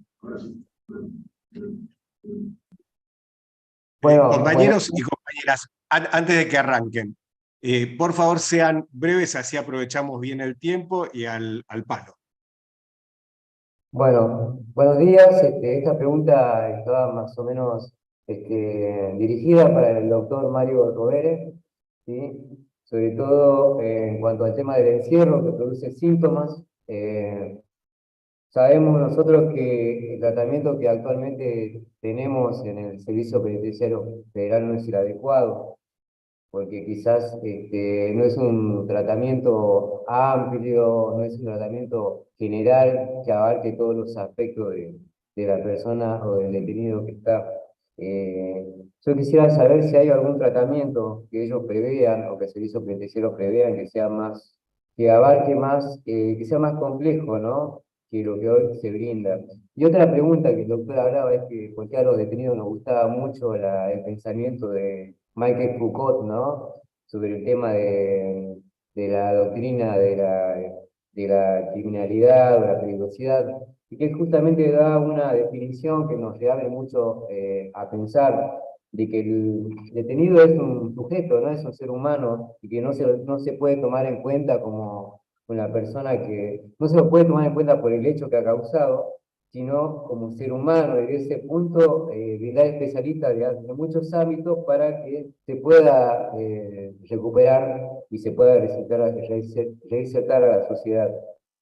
Sabemos que este sistema, esta doctrina de Foucault fracasa en la cárcel, y al sistema en realidad le conviene que fracase porque de alguna manera el delincuente no se rehabilita y las cárceles siguen sumando gente, ¿no? Pero eso se va mucho, queríamos explicar esto sobre la doctrina de Foucault, pero lo que nos interesa también es saber los tratamientos generales, si se puede, si que hay para aplicarlos, porque el detenido sufre mucho y padece muchas cosas que aparentemente no se registran desde afuera. Lo siente sí el que está el interno, el que está adentro. Bueno, esa era la pregunta. Gracias. Bueno, también la respuesta debe ser breve, digamos, porque en principio la primera y más honesta es decir, obviamente no tenemos un tratamiento, digamos, sino que una línea de reflexión, digamos. La primera sensación que uno tiene cuando uno describe la población carcelaria es que la cárcel es parte de la política social, digamos, porque definitivamente no está repartida toda la sociedad homogéneamente adentro de las cárceles, digamos, sino que son grupos muy especiales. Y como señalaba Alicia, incluso a veces la única institución que te contiene para personas que están dramáticamente desocializadas, ¿no? Digamos, incluso cuando uno piensa en la relación con la familia, digamos, ¿no? O sea, que uno dice, bueno, es bueno la relación con la familia, pero es la misma familia que de repente no logró contener antes la situación que finalmente te lleva a la cárcel. Y sobre todo el tema de la concentración de jóvenes, varones, digamos, que sobrepuebla, digamos, la población carcelaria. Yo creo que a mí me parece que no se resuelve por los extremos, es decir, que no hay una bala de plata, digamos, no hay una metodología, sino que hay una actitud, digamos, una actitud tendiente fundamentalmente digamos, a la recuperación, a la rehabilitación. Nosotros en este momento en la provincia de Buenos Aires tenemos un programa Cunitas, digamos, que está íntegramente, digamos, los equipos del Cunita están siendo construidos adentro de las cárceles.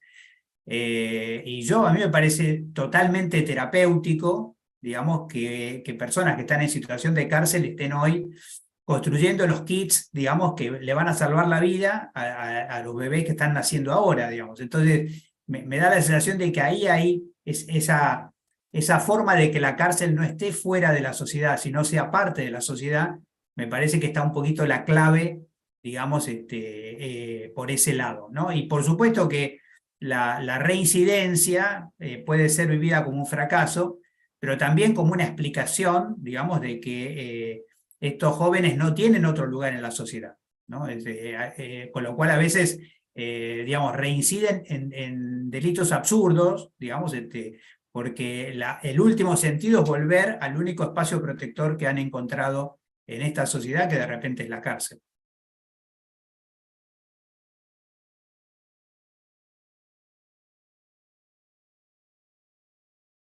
Vamos con Carlos.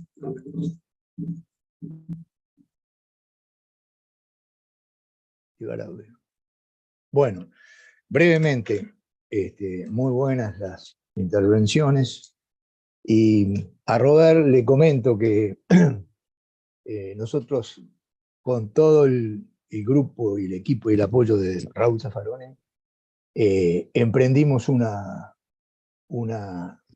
pomposamente e ingenuamente reforma penitenciaria entre los años 1985 y 88, y la bibliografía que nos tiró Raúl eran todos estos autores, los abolicionistas, los críticos, Basaglia, Pavarini, Merose, Goffman, que lo agrega Stolkiner, y aunque parezca raro decirlo eso, en realidad el propio Michel Foucault conduce a intervenciones. No las puedo desarrollar ahora, pero algunas ideas, y de los mismos abolicionistas, nosotros las logramos concretar en aquello.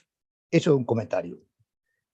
La pregunta para Robert es, ¿cómo es la intervención del sistema público de salud?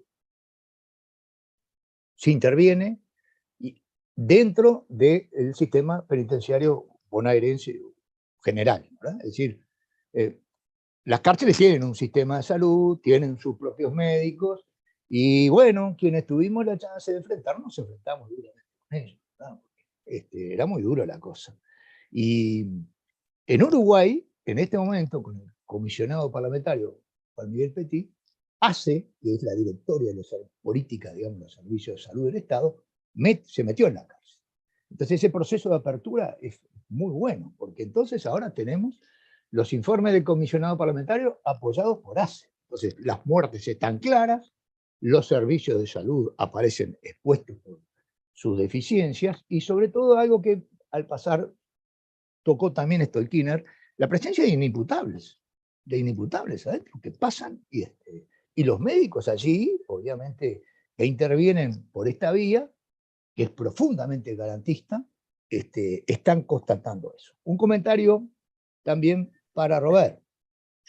Los suicidios fueron investigados acá, y los que afectan son los que por primera vez entran a la cárcel, y no al año, en los primeros meses. En los primeros meses ocurre el grueso de los suicidios sobre la población más vulnerable. Y finalmente, y termino, para Alicia, que es una pregunta que yo no la preciso, pero yo no la formulo, pero se la van a formular cuando afirme en algún otro medio, en alguna otra oportunidad, que esta resistencia al encierro tiene que apuntar a que yo salga lo más parecido al que era cuando entraba, cuando salí. Porque ahí le van a preguntar algunos, ¿y entonces en qué queda la resocialización si tienen que salir igual que en plan? Era eso. Yo, como tengo el micrófono, hago un pequeño comentario y lo devuelvo para Alicia. Yo, digamos, primero, digamos, yo no diría, y me sigo un poquito con la pregunta anterior, digamos, yo no creo que haya un método Foucault, digamos, creo que Foucault se enojaría si dijeran que hay un método de él, y creo que tampoco, digamos, ni fracasó ni tuvo éxito, digamos, porque me parece que ha sido quien nos ayudó a entender de una manera más profunda no solamente lo que pasa en situación de encierro, sino la relación de estos dispositivos institucionales con la organización total de la sociedad, ¿no? O sea, cuando uno piensa que tomó el panóptico y dijo, el panóptico no solo es adentro de la cárcel, también es la forma como el Estado organiza, como la ciudad organiza, como el hospital organiza, como... Entonces, evidentemente tenemos un dispositivo de vigilancia continua que es mucho más, que ahora se extiende a las cámaras. Así que, digamos, podría decir así, digamos, un buen delincuente debe quedar adentro de las cámaras, digamos, para ser eternizado y luego ser pasado por televisión, digamos. Entonces, ahí hay algo que me parece importante de ubicar. Pero una anécdota pequeñita para ver el adentro y el afuera. Me pasó ahora, digamos, en este último curso con el equipo de salud penitenciaria, digamos, de Río Gallegos. Y claro, me describen un paciente que de alguna manera no debería estar ahí, parece, digamos, porque tiene crisis de salud mental, pero tampoco hay donde podría estar que no sea ahí, en Santa Cruz, digamos. Y entonces yo empiezo a reflexionar un poco sobre que, bueno, que la cárcel es su domicilio, que la situación de apoyo del sistema de salud mental de Santa Cruz debería ser clave porque, de alguna manera, la justificación de la internación en los hospitales psiquiátricos generalmente tiene que ver con las crisis, pero que los pacientes tienen pocas crisis al año y después se pasan un año internados solamente porque tienen a lo mejor 3 o 4 crisis. La verdad es que me siguieron mucho en el razonamiento, estaban de acuerdo, pero después me devuelven diciendo, en todo Río Gallegos hay un solo psiquiatra, digamos. Entonces, digamos, esta relación que planteaba Carlos entre el adentro y el afuera, es que a veces para el servicio, el sistema formal de salud, digamos, hay tanta demanda y es tan desbalanceada la relación de demanda, que la relación con la demanda que viene de las cárceles nos pone en un gran dilema, digamos, que es de qué manera se relaciona el sistema de salud como un todo, el sistema de salud público, con la salud, la sanidad carcelaria, digamos. Me parece que es un desafío enorme y no creo que esté resuelto, más bien creo que comenzamos, digamos, un recorrido. Alicia, tenías un comentario. Justo me entró una pregunta primero, antes de nada, leí 2 preguntas. Una, alguien que me pregunta por los autores que cité. Está el texto, ya lo tiene Ricardo, lo va a subir al aula virtual o como fuese, y el texto mío tiene citados todos los autores, salvo una persona que mencioné y por la cual me preguntaron especialmente, ¿quién es la documentalista que hizo el documental que se llama Palabras? Es Ana Moaded, la he puesto en el link, y es en este momento la decana de la Facultad de Arte de la Universidad Nacional de Córdoba. Es sobreviviente de la Perla, fue testigo desde el juicio de los comandantes en adelante, y es una persona con una elaboración muy interesante, y una de mis amigas más queridas. Pero algunas cosas me quedaron por decir, y entonces no aclaré bien con respecto a la pregunta, que es esto del yo, ¿no? Obviamente cuando Wittgenstein dice tratar de que al momento de salir sea lo más parecido a la persona que entró, está hablando un hombre de un campo de concentración, a cuyo nombre se lo ha reemplazado por un número, y cuya vida depende del humor de un carcelero. Hay algo que lo dijo efectivamente Mario, y eso Wittgenstein lo estudia muy bien, ese momento en el cual los detenidos viejos, que ya estaban mucho tiempo en el campo, estaban más interesados en quién iba a distribuir la comida el jueves que cómo iba la guerra, y la vida de ellos dependía de la guerra, ¿no? Quedar atrapado en la lógica y concentracionaria. Ahora, si uno piensa que el yo, en realidad, algunas dicen es una especie de ficción que creamos, y que la identidad es algo que se transforma toda la vida, yo trabajo con personas que tienen que transformar su identidad, uno entonces tendría que reconocer que la experiencia carcelaria, si es inevitable, tiene que ser una experiencia que ayude a encontrar una continuidad en la transformación. O sea, si esta persona, su identidad lo llevó a determinados actos que pueden haber sido punibles por el daño a otros, por el daño a otras personas, etcétera, etcétera, ¿cómo hacer de eso la transformación de una identidad que tenga una continuidad con quién era, pero que transforme ese quién era? Nosotros hemos tenido una experiencia reciente, digo nosotros, aunque yo ya no estoy en la cátedra, permanezco en contacto. Después de dar clase en el CUD, tuvimos un muy buen alumno que sacó muy buena puntuación y que quedó en libertad antes de terminar la carrera, y entonces se fue incorporado a la cátedra como ayudante alumno. Para los alumnos me parece una experiencia impresionante que tengan entre los docentes un ayudante alumno que atravesó la situación carcelaria.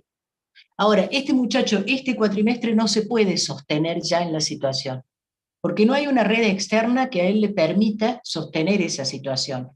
Si esto fuera así, si hubiera lo que nosotros llamamos en salud continuidad de cuidados, que es lo que también nos falta en salud mental, si hubiera una continuidad de cuidado entre el adentro y el afuera, y entonces tuviera los soportes necesarios, este muchacho que en realidad se crió en un conventillo de La Boca, que tiene una experiencia de haber estado con una deprivación de derechos importantes que le llevó a cometer de algunas situaciones por las cuales entró en el campo de la justicia penal y la cárcel, muy joven por cierto, podría transformar ese yo de tal manera que terminara siendo un docente sobre situaciones carcelarias universitarias. No sé si soy más o menos clara.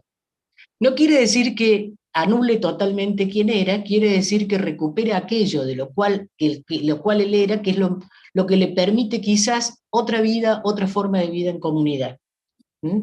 Claro que cuando Bettelheim habla de campos de concentración, el destino de esas personas no era volver a la sociedad, era la cámara de gas. Y la sobrevivencia era la única posibilidad, de que tuvieran algún destino, y hay algo muy curioso, casi todos los sobrevivientes de campos se suicidaron.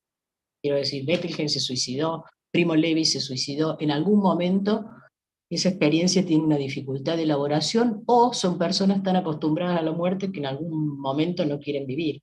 Sobre situaciones carcelarias y muerte y suicidio también hay bastante escrito, y yo apoyo mucho la idea de brindar un cuidado en salud mental al interior de las situaciones carcelarias, pero ese cuidado en salud mental no puede ser exclusivamente la psicoterapia.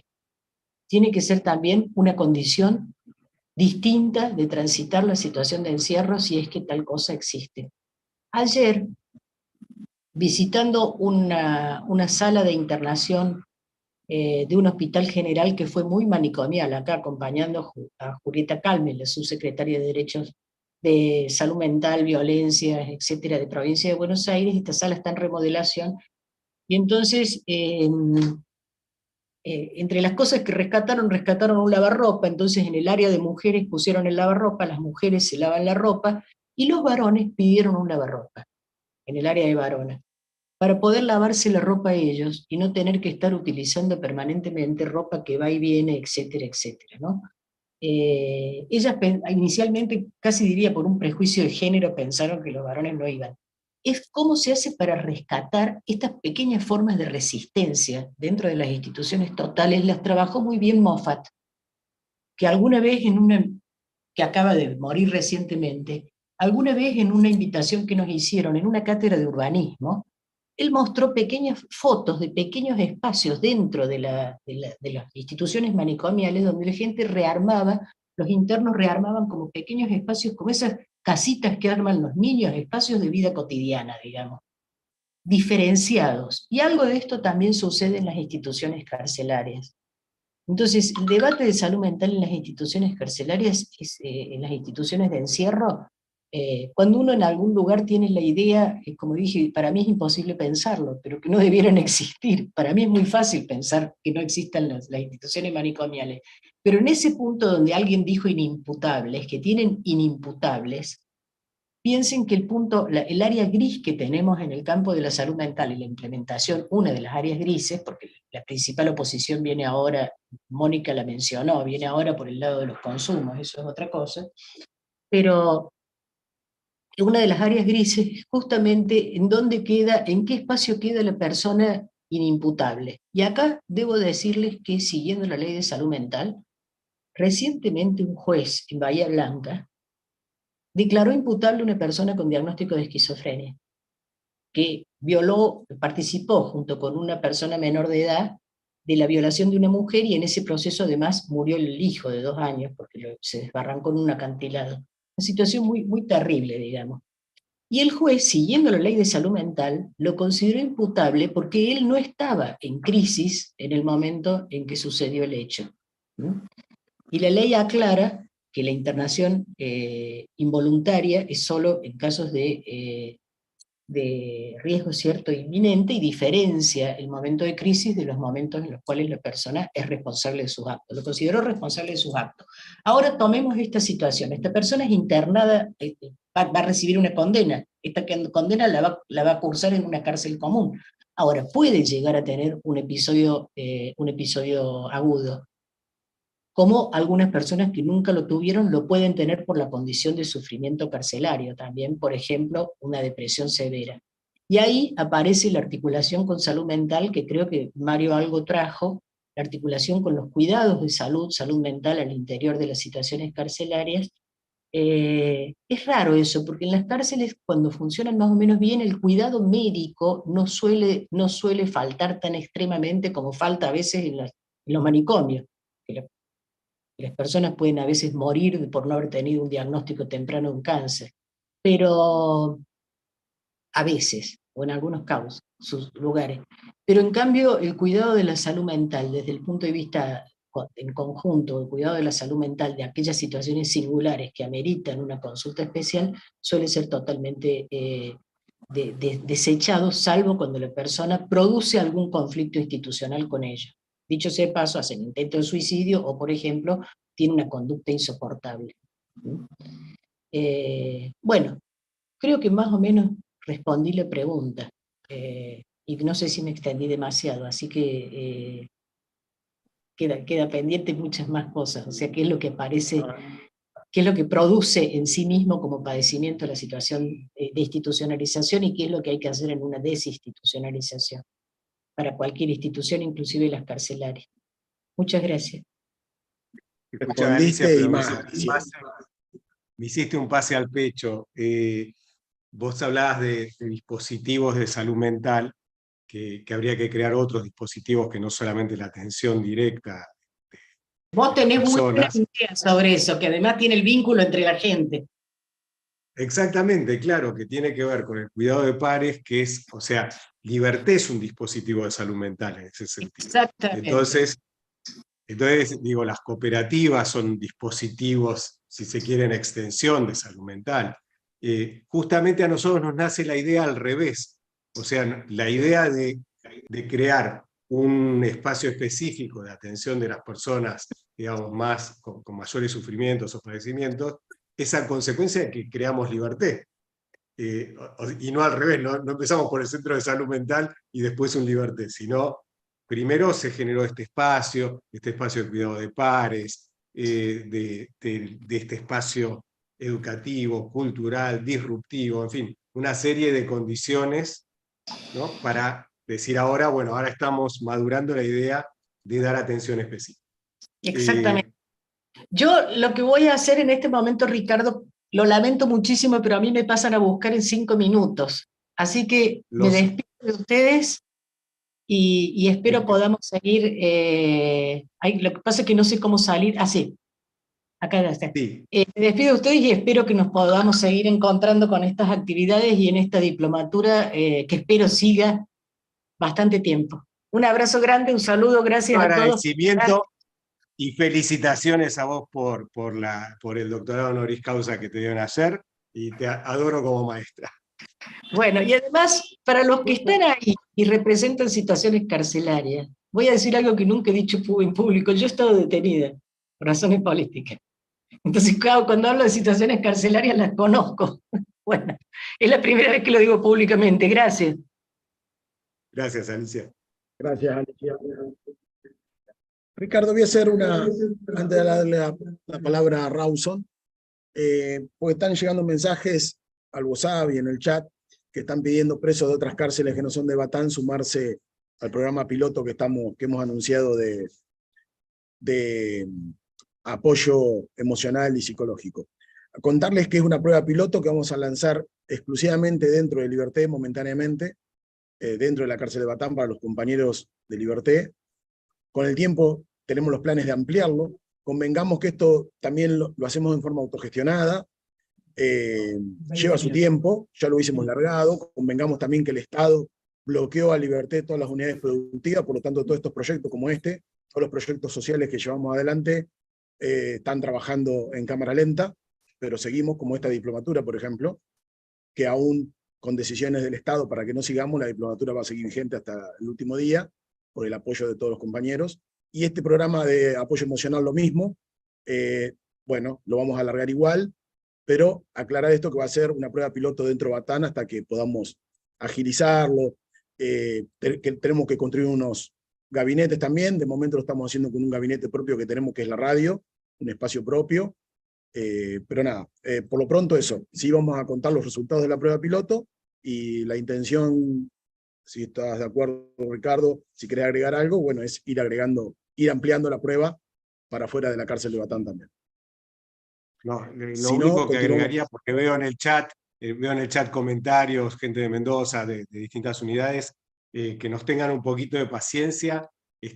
Tenemos que hacer primero una pequeña experiencia, por eso dije, es un acto de bastante responsabilidad asumir, digamos, el cuidado y el acompañamiento de personas con ciertos sufrimientos psíquicos a distancia, o sea que tenemos que estudiar bien muchas articulaciones posibles para distintos tipos de situaciones, entonces no es que no queremos. Y el equipo de psicólogos somos 6 personas que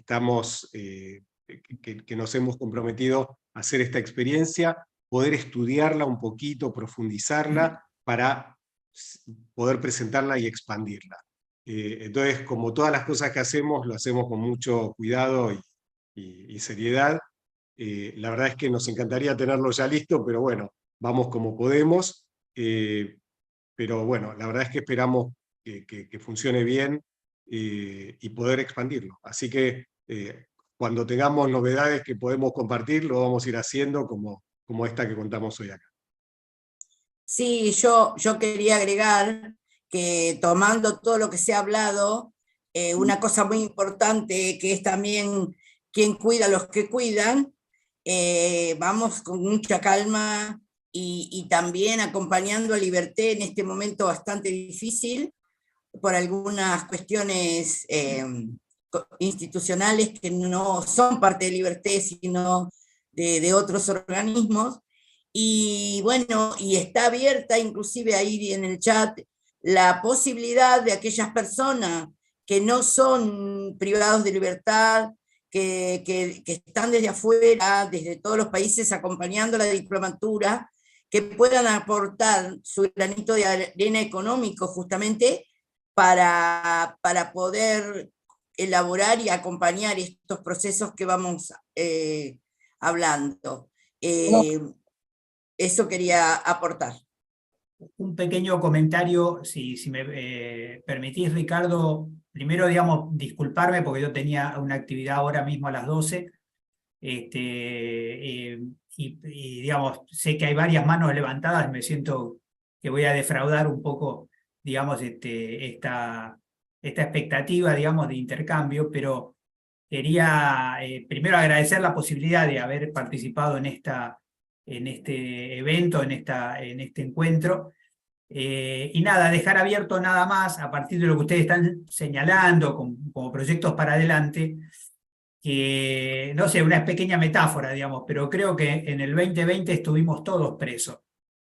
Y que muchas veces, a partir de las tecnologías, se abrieron ventanas, ¿no? Entonces, quizá las ventanas de la intervención a distancia, la idea de telemedicina, la idea de formas de socialización distintas, incluso con los familiares, digamos, podríamos repensar mucho en este sentido el impacto de las tecnologías sobre, salvo que el aislamiento, digamos, sea adrede, digamos, hoy las tecnologías podrían permitir abrir muchas ventanas que harían distinta la experiencia carcelaria para los internos, pero también para los equipos de salud y probablemente en esto de la salud del personal de salud. Yo, si me disculpan, digamos, me quedo aquí. Le mando un abrazo a todos, particularmente a los organizadores del evento, a Mónica, digamos, y bueno, un placer haber estado compartiendo con ustedes. Mario, muchísimas gracias por también, nos conocemos de cuando éramos muy jóvenes. Igual. Así que es una alegría Gracias, reencontrarnos siempre. Gracias Bien. a vos. Bueno, gracias.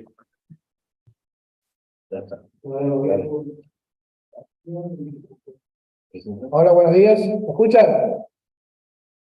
Sí, perfecto. Sí, yo quería hacerle una pregunta justo al doctor Mario Rovere, pero bueno, se fue. Sé que no le compete a preguntarle esto a la señorita Mónica Macha porque es diputada nacional y especialista sobre la defensora y derecho de salud a las mujeres, ¿no? Yo quería hablar sobre el tema de la educación psicológica, ¿no? Porque acá prácticamente el 50% de los presos no está teniendo esa posibilidad. Y cada vez que lo tienen que hacer y a través de un habeas corpus o pidiendo oficio a su defensoría, ¿no? Y no se puede llegar a lograr a pedir una audiencia, ¿no? Que nos atiendan por medio de una audiencia, ¿no? Formalmente. Bueno, yo eso quería preguntar nada más, quería saber cómo se puede cambiar esa modalidad, ¿no? Y bueno, nada, eso es todo. Yo quiero decir que Mónica es además de todo lo que se mencionó, una alumna destacada de los dos profesionales que se fueron, así que creo plenamente que está habilitada para poder responder o aportar a lo que has preguntado desde Rawson. Gracias, Marita. Sí, a ver, me parece que un poco algo creo que Alicia comentaba, ¿no? Que cuando pensamos en un proceso y en un programa de salud mental carcelario, no es solamente la asistencia terapéutica, aunque esa obviamente es muy importante y fundamental, y me parece que en todo caso hay que ver cómo fomentamos esto desde la articulación con las políticas públicas. Ahí Mario es una línea interesante por el rol que él tiene, pensando sobre todo en el Ministerio de Salud de la provincia, ¿no? Así que creo que hay mucho para poder pensar y poder llevar adelante en esta articulación entre, por ejemplo, la tarea que viene desarrollando la cooperativa con representantes claves de los ministerios. Y ahí me parece que esa articulación con Mario podría propiciar, ahora que no está Mario, digo, tiene que decirlo él, pero creo que se puede armar alguna instancia de salud, de política pública que permita fortalecer esa práctica. Y que por supuesto, me quedo con esto, es tener el espacio terapéutico, pero también es ver cómo el proceso, el transitar por la experiencia carcelaria se tiene que hacer de otra manera, ¿no? Y esa es la transformación más importante. Yo creo que si nosotros como sociedad logramos poder pautar, poder revisar cuáles son los ejes que se necesitan cambiar, que ya hay un montón de texto y de experiencia en esto, pero hacerlo llegar también a decisores políticos, si nosotros logramos transformar el servicio penitenciario, transformamos la sociedad claramente, porque es de algún modo el núcleo de todas las exclusiones, de todo aquello que la sociedad no quiere ver y quiere que esté encerrado, y bueno, ustedes lo saben mejor que yo, así que creo que es eso, que es articular fuertemente o sea, yo me pondría en la mira qué personas de cada ministerio, de cada política pública necesitamos articular para que genere eso. Tal vez ya lo están haciendo, yo estoy hablando de más, no lo sé, pero parece que es por ese lado, es con la política pública, con más derechos, con más justicia social, es desde ahí. Gracias.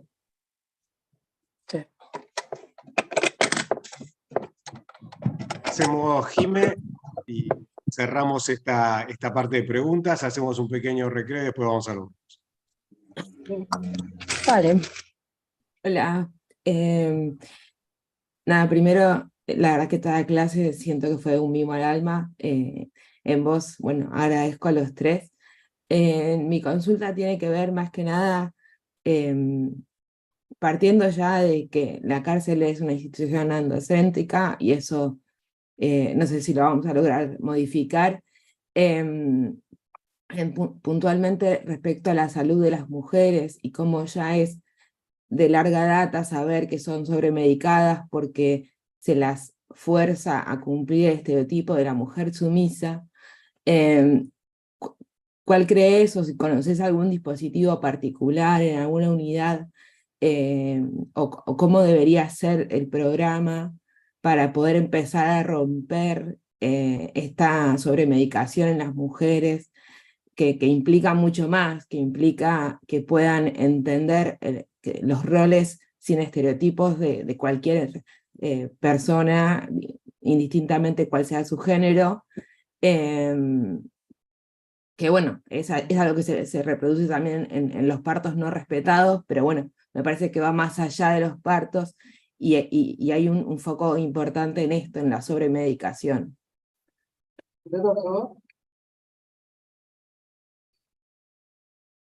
tenés que decirle a la que Marco dijo, agarra todo.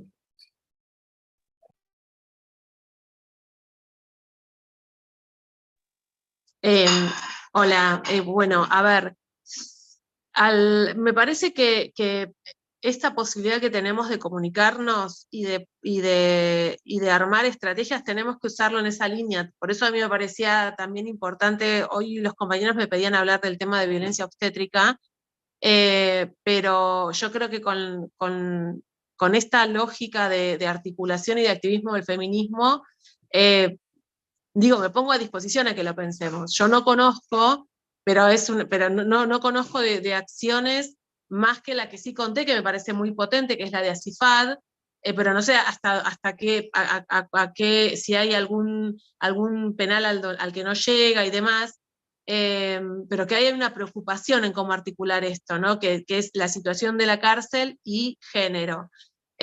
Seguro que también hay mucha producción ya en camino y mucho de lo que podemos tomarnos, pero también creo que esta instancia nos permita pensar cómo podemos, cómo podemos incidir, cómo podemos tener espacios de articulación. Yo en eso estoy a disposición. Me parece que eso, que mucho hay que para construir y estoy a disposición para hacerlo.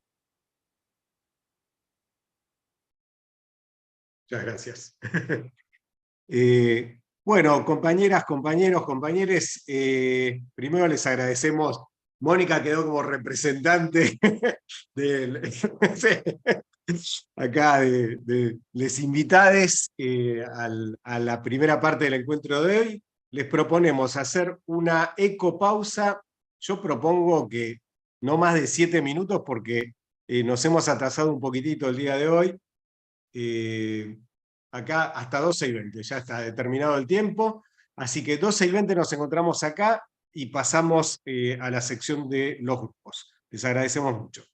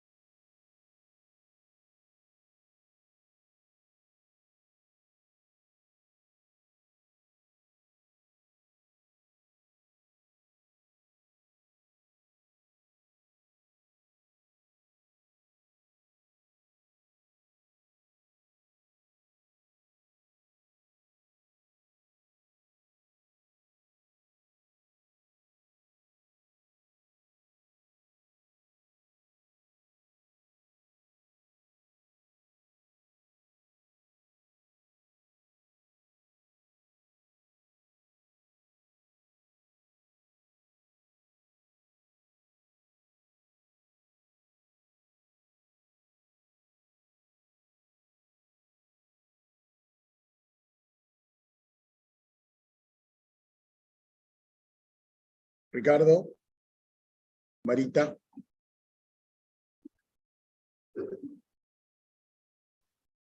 Sí, acá estamos. La escucho. Estamos. Bueno, entonces, la idea ahora es, vamos a armar 7 grupos.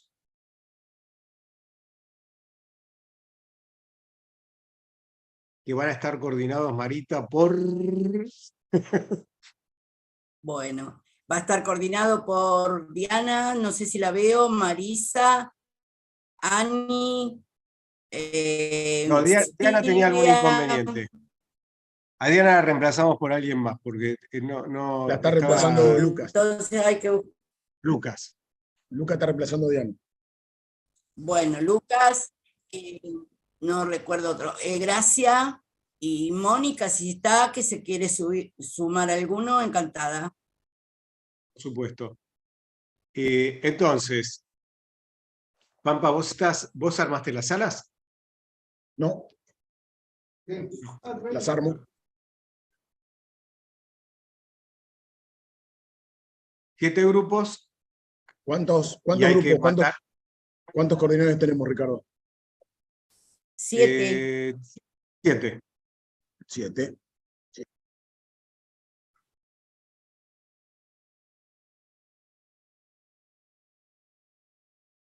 Vamos a hacer unos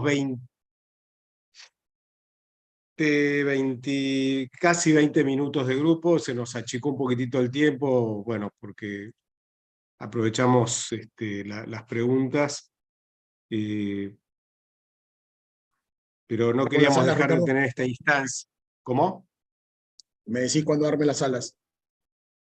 Sí, dame un segundito porque me gustaría quizás dejar planteado, ¿no? Esperen que tenía tantas hojas que me estoy perdiendo. Acá. Quizás dejar abierto algunas de las cosas que dijeron nuestras compañeras y compañeros expositores, que nos plantearon muchísimos problemas. Yo solo voy a nombrar 2 o 3 o 4. Uno que nos trajo Mario es el tema de la salud de los profesionales de la salud en contexto penitenciario, que además trajo un problema muy interesante, que es el tema de los trabajadores de salud como jueces, ¿no? Porque empiezan a funcionar en un juego de poder muy particular con los presos y las presas. Alicia dejó otro asunto flotando ahí, contra mega complejo, que es una cárcel, una sociedad sin cárceles, si es posible, ¿no? Y ella trajo una experiencia en particular, que son los crímenes de lesa, y la experiencia de Ana Moadeb en particular, ¿no? Con una propuesta completamente que complejiza muchísimo todo lo que nosotros pensamos a propósito de, muchas veces cuando se habla en el ámbito penitenciario de humanizar y ese tipo de términos, ¿no? Cómo ella hace una propuesta superadora, ¿no? Que tiene que ver con eso, con una mirada restaurativa en serio.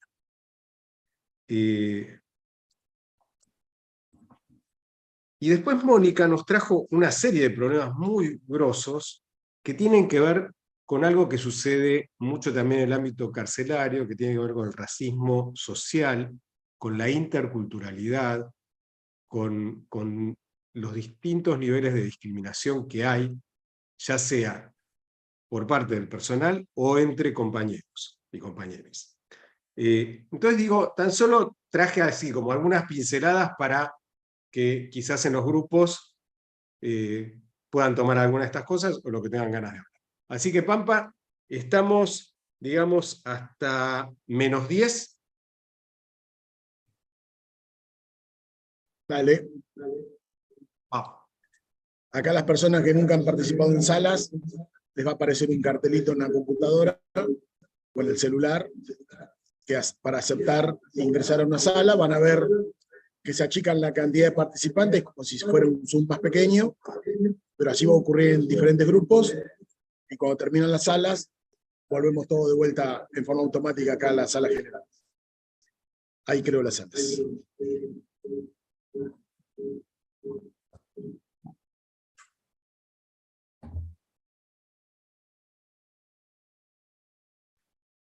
Ricardo, ¿en cuántos minutos quedamos? Discúlpame. Digamos hasta -10. -10, son... Que son 20 y 19 minutos, 20 minutos. Bien, 20.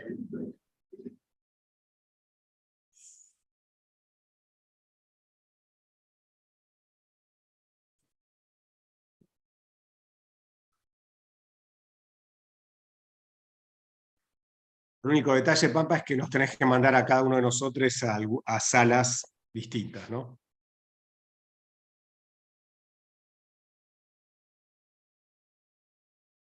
Sí, ahí lo hago, Ricardo. Ahí se están abriendo las salas. Fenómeno. Bueno, a ver, voy con lo que veo en pantalla. Lucas, vas a sala 1.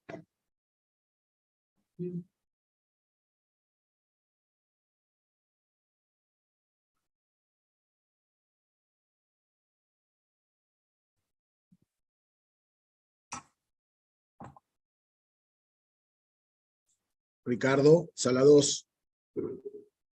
Vamos. Marita, sala 3.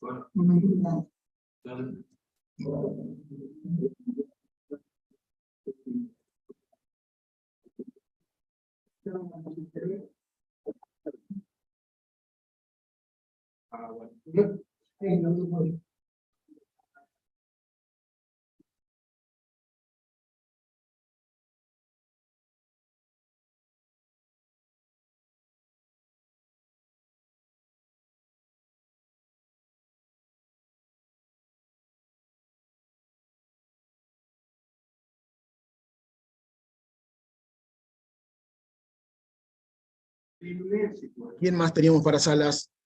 Ani, Jimena, no sé quiénes eran. Marisa. Gracias. Sí, papá, yo estoy, Marisa soy. Ahí vas a sala 4, gracias. ¿Me pasas vos directamente o toca hacer algo?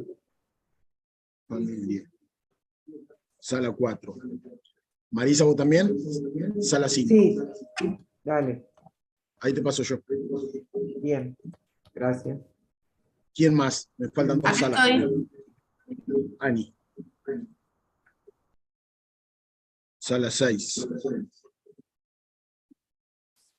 Y no sé quién más. A vos, Marisa, ya tendría que aparecer ahí para ir a sala 5.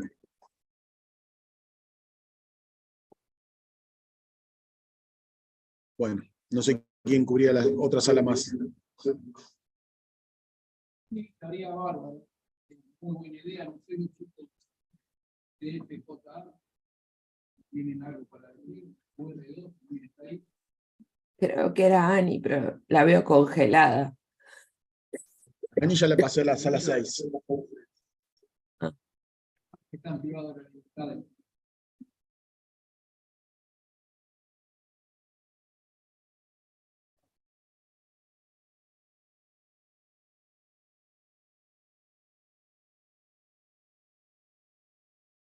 Un tema para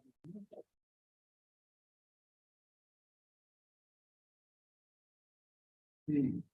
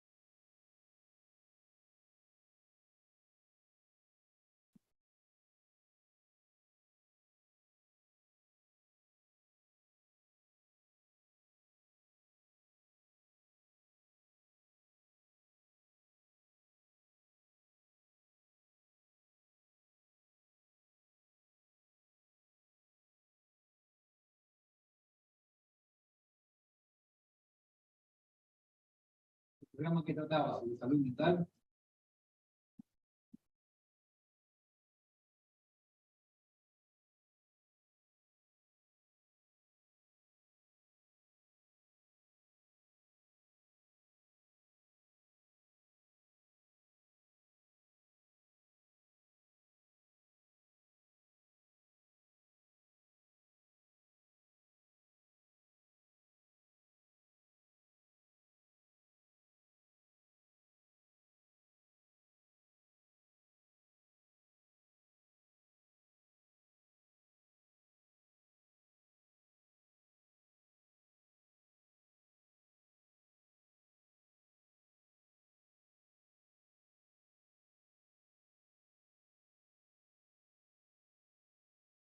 Yo creo que no va a estar a la altura de responder la pregunta porque va más a lo judicial que la respuesta que se enfocó ella, que es usted, en salud mental, violencia obstétrica, ¿no?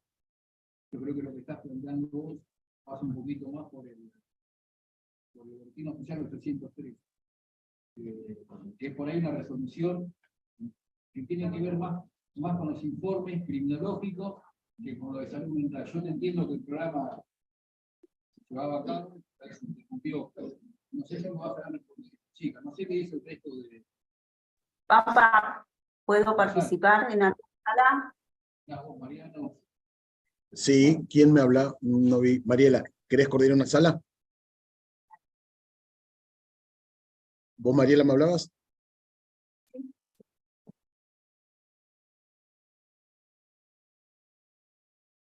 ¿Vos, Mariela, me hablaste? Sí, sí, sí. Bueno, a la sala Falta 7. Ok. Ahí te envío. Mariela.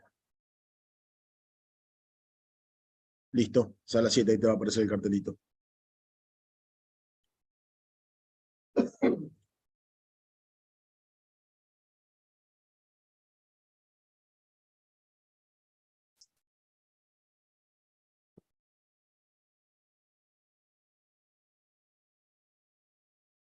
Una solución.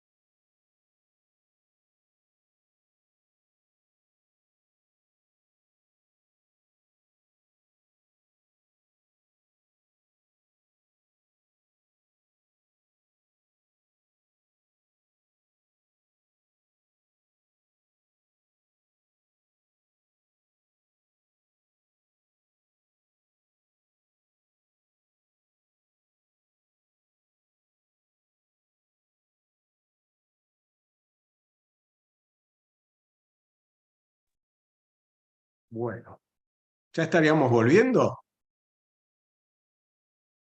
Sí, sí. Pampa, voy a necesitar, ¿me puedes editar un cartelito?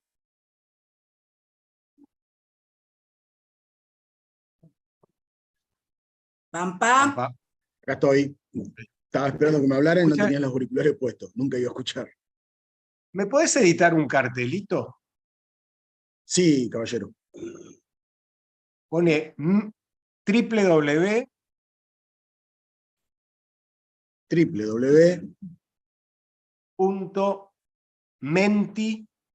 Menti.com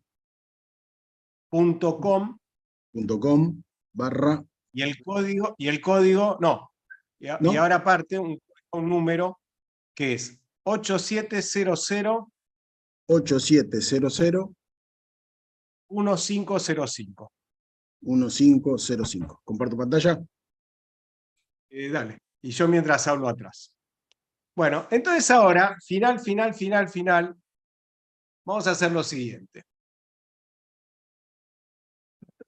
Cada uno va a tener que entrar desde el dispositivo que tenga, que disponga. Si hay dispositivos colectivos en las unidades, se van a tener que poner de acuerdo, porque les vamos a pedir que escriban, que entren a la página esa que ahora estamos compartiendo, que entran con www.menti.com y van a colocar ese código, les va a pedir un código, y los va a direccionar a una página que yo en un momento voy a compartir.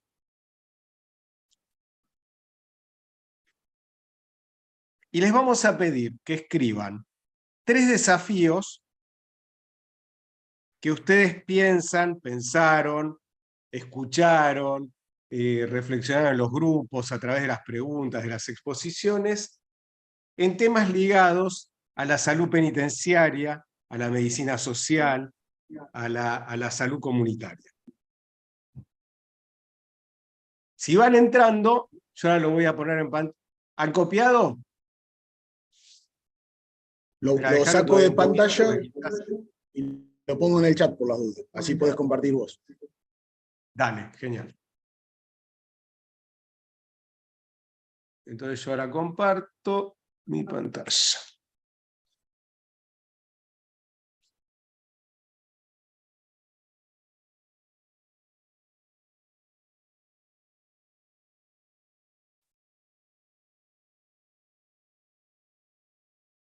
Ahí está en el chat. Entonces, tienen que entrar con menti.com, utilizar el código 87001505 y ahí les va a dar la posibilidad de escribir. Ahí están apareciendo.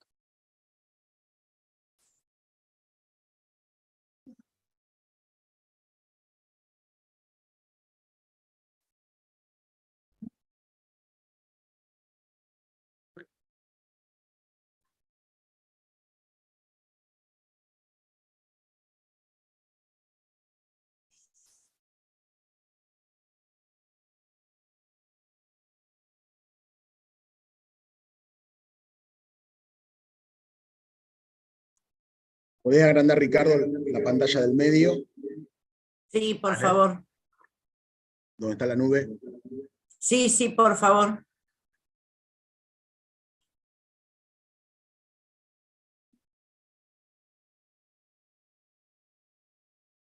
Un poco más. Después lo vamos a pasar igual.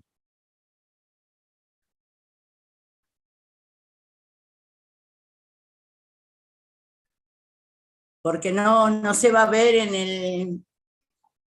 cuando quede grabado en YouTube. Un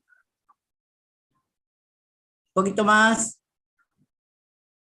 ¿Ahí? Ahí. Muy bien, buenísimo.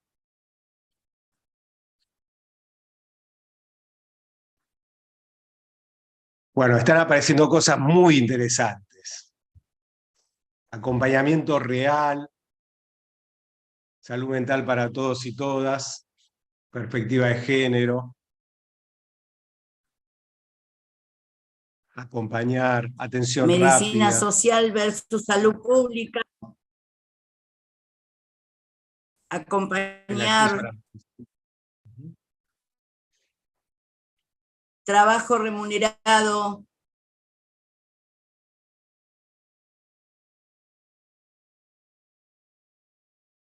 estabilidad en normas,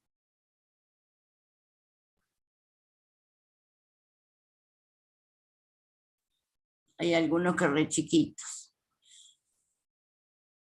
Espacios de diálogo, menor incertidumbre,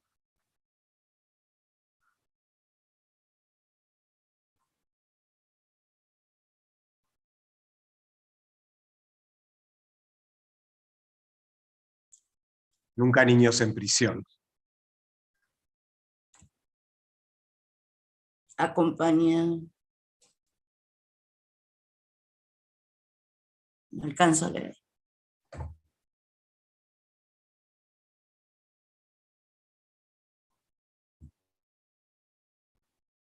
Solidaridad, prevención, proyectos de vida,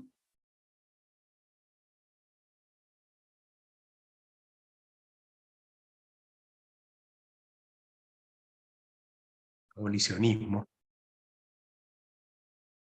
El encierro enferma.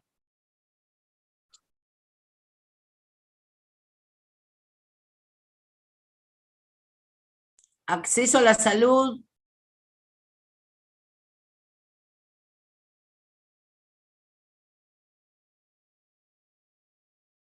integrar, unidad familiar,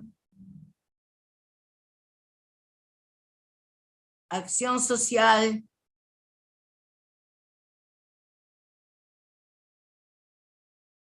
plano educacional,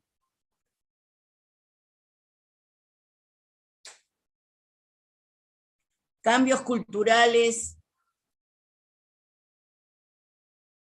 atención en discapacidad, no al chaleco químico,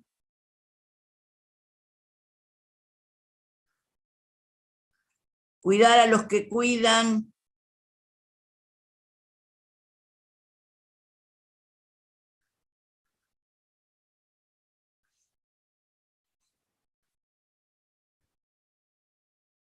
Perdón, se me fue algo la miércoles.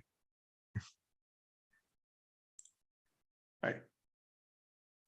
¿Podrás tomar una captura después, Ricardo, de esto, por favor? Sí. Esto queda grabado en la plataforma, después lo vamos a pasar, va a estar en el campus disponible para que lo puedan revisar minuciosamente. Escuchar más. Me gustaría agregar, mientras van escribiendo, que con Marita hemos discutido mucho para poder filtrar un poco, porque hay muchas temáticas que están alrededor de la vida en la cárcel, todo el tema de las niñeces, todo el tema de género,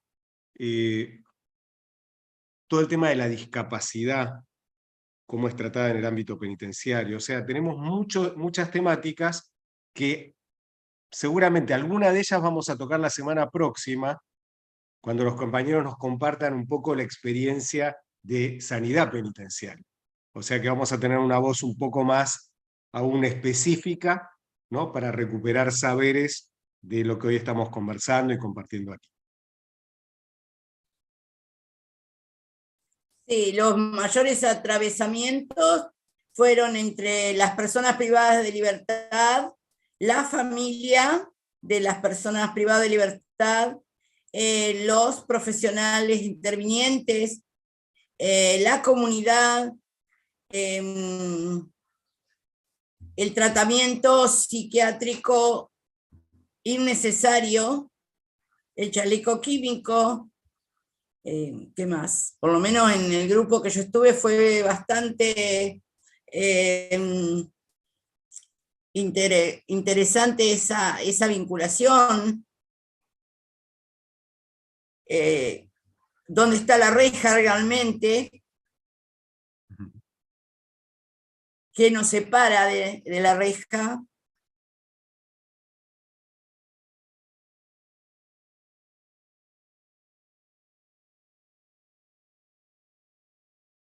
Bien, la plataforma está abierta, así que pueden seguir escribiendo. Nosotros todavía no lo vamos a bajar la plataforma, o sea que si alguien todavía después que terminemos la reunión quiere escribir algo más, tiene hasta 3 opciones por persona, ese es el límite.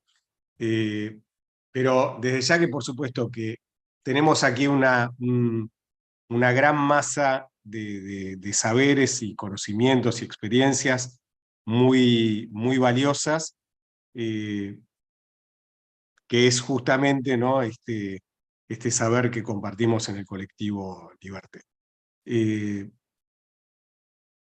Marita, estamos medio en tiempo, no sé si alguien quiere agregar más. Alguno de los coordinadores que han coordinado los grupos, no sé si quieren agregar alguna cuestión que haya sido relevante en los grupos. Dejamos de compartir, Ricardo, ¿te parece?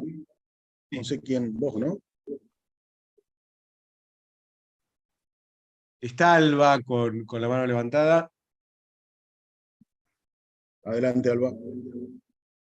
Gracias también.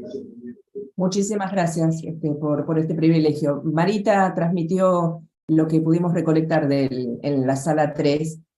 Tuvimos participantes de unidades y del lado por lo expuesto por Mónica Macha, una compañera referenciaba claramente lo que es la sobremedicalización, esto del chaleco químico, no conocía el término, pero qué útil es, ¿no? Y en algún momento habíamos tirado la pregunta de qué pasa con esa atención cuando se la quiere en realidad encubrir por la medicación. Los puntos en común de tejer adentro, tejer afuera, el vínculo y la unidad, la verdadera unión familiar, esto nos lo transmitía desde Ecuador Ana Morales, también integrante de RIMUF, de la Red Internacional de Mujeres Familiares, y que definitivamente esto de la reja que mencionaba Marita, ese daño que concretamente se produce adentro, pasa 100% para afuera y afecta a los familiares. Mil gracias.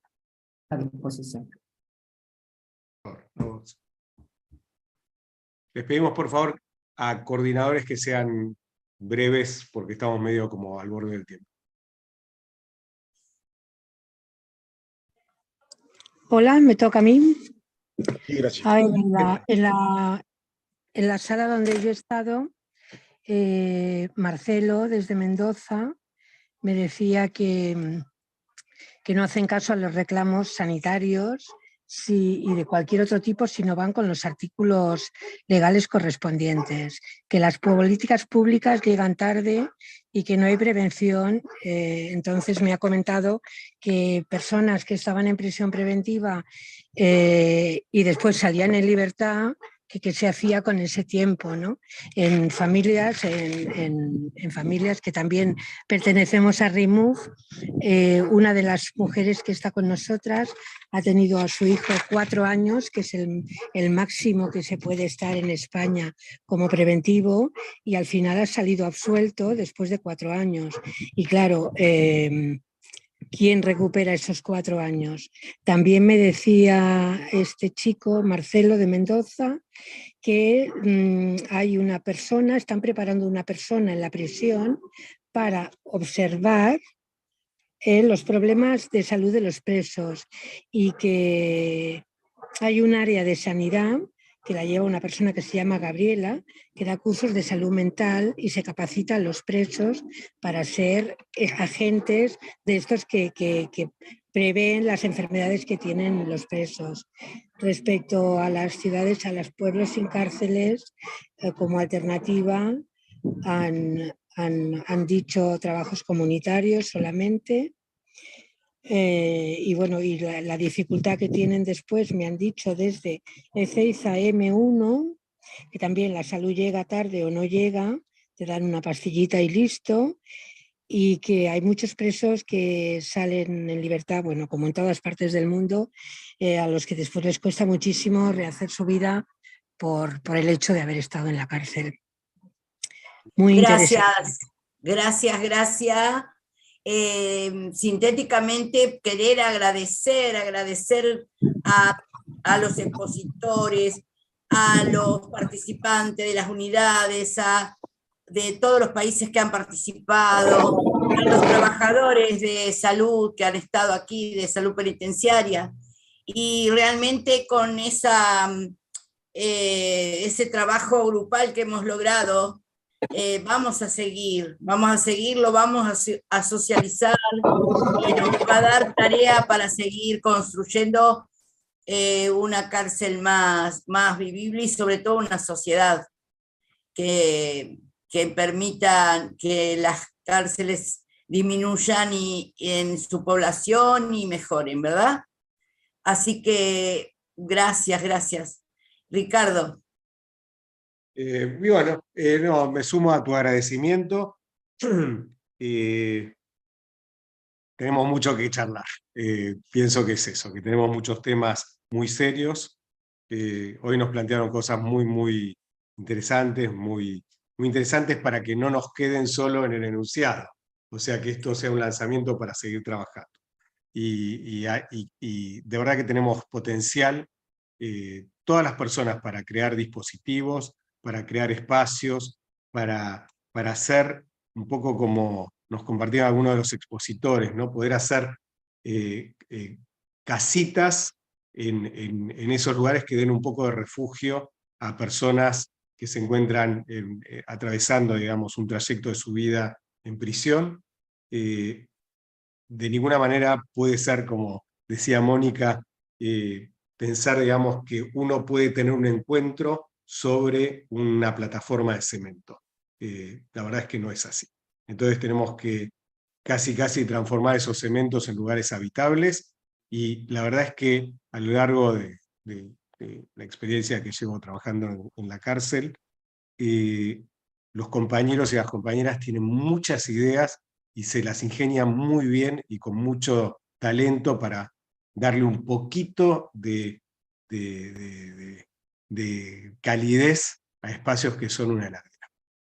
Así que nada, el próximo sábado, como les decía, nos encontramos con compañeros que trabajan en sanidad penitenciaria, la compañera Julieta, Benjamín, Víctor y Liliana, que trabajan en la Procuración Penitenciaria. Los vamos a escuchar un poco a ellos y vamos a recrear un poco esta dinámica, de generar salas de conversación, aun aunque no tengamos después mucho tiempo de recuperación en el espacio grande, porque ya la sala es bastante grande, así que tratamos de aprovechar un poco esa conversación para recuperar los saberes en grupos un poco más pequeños para tener posibilidad de conversar. Les agradecemos mucho a todas, a todos y a todes, y nos vemos la próxima. Agradecemos a todos por su asistencia a esta 12ª jornada de Diplomatura de Liberté, Integración Social. Hoy con clase abierta, donde logramos explorar el módulo de salud de la mano de quienes nos honraron con sus exposiciones.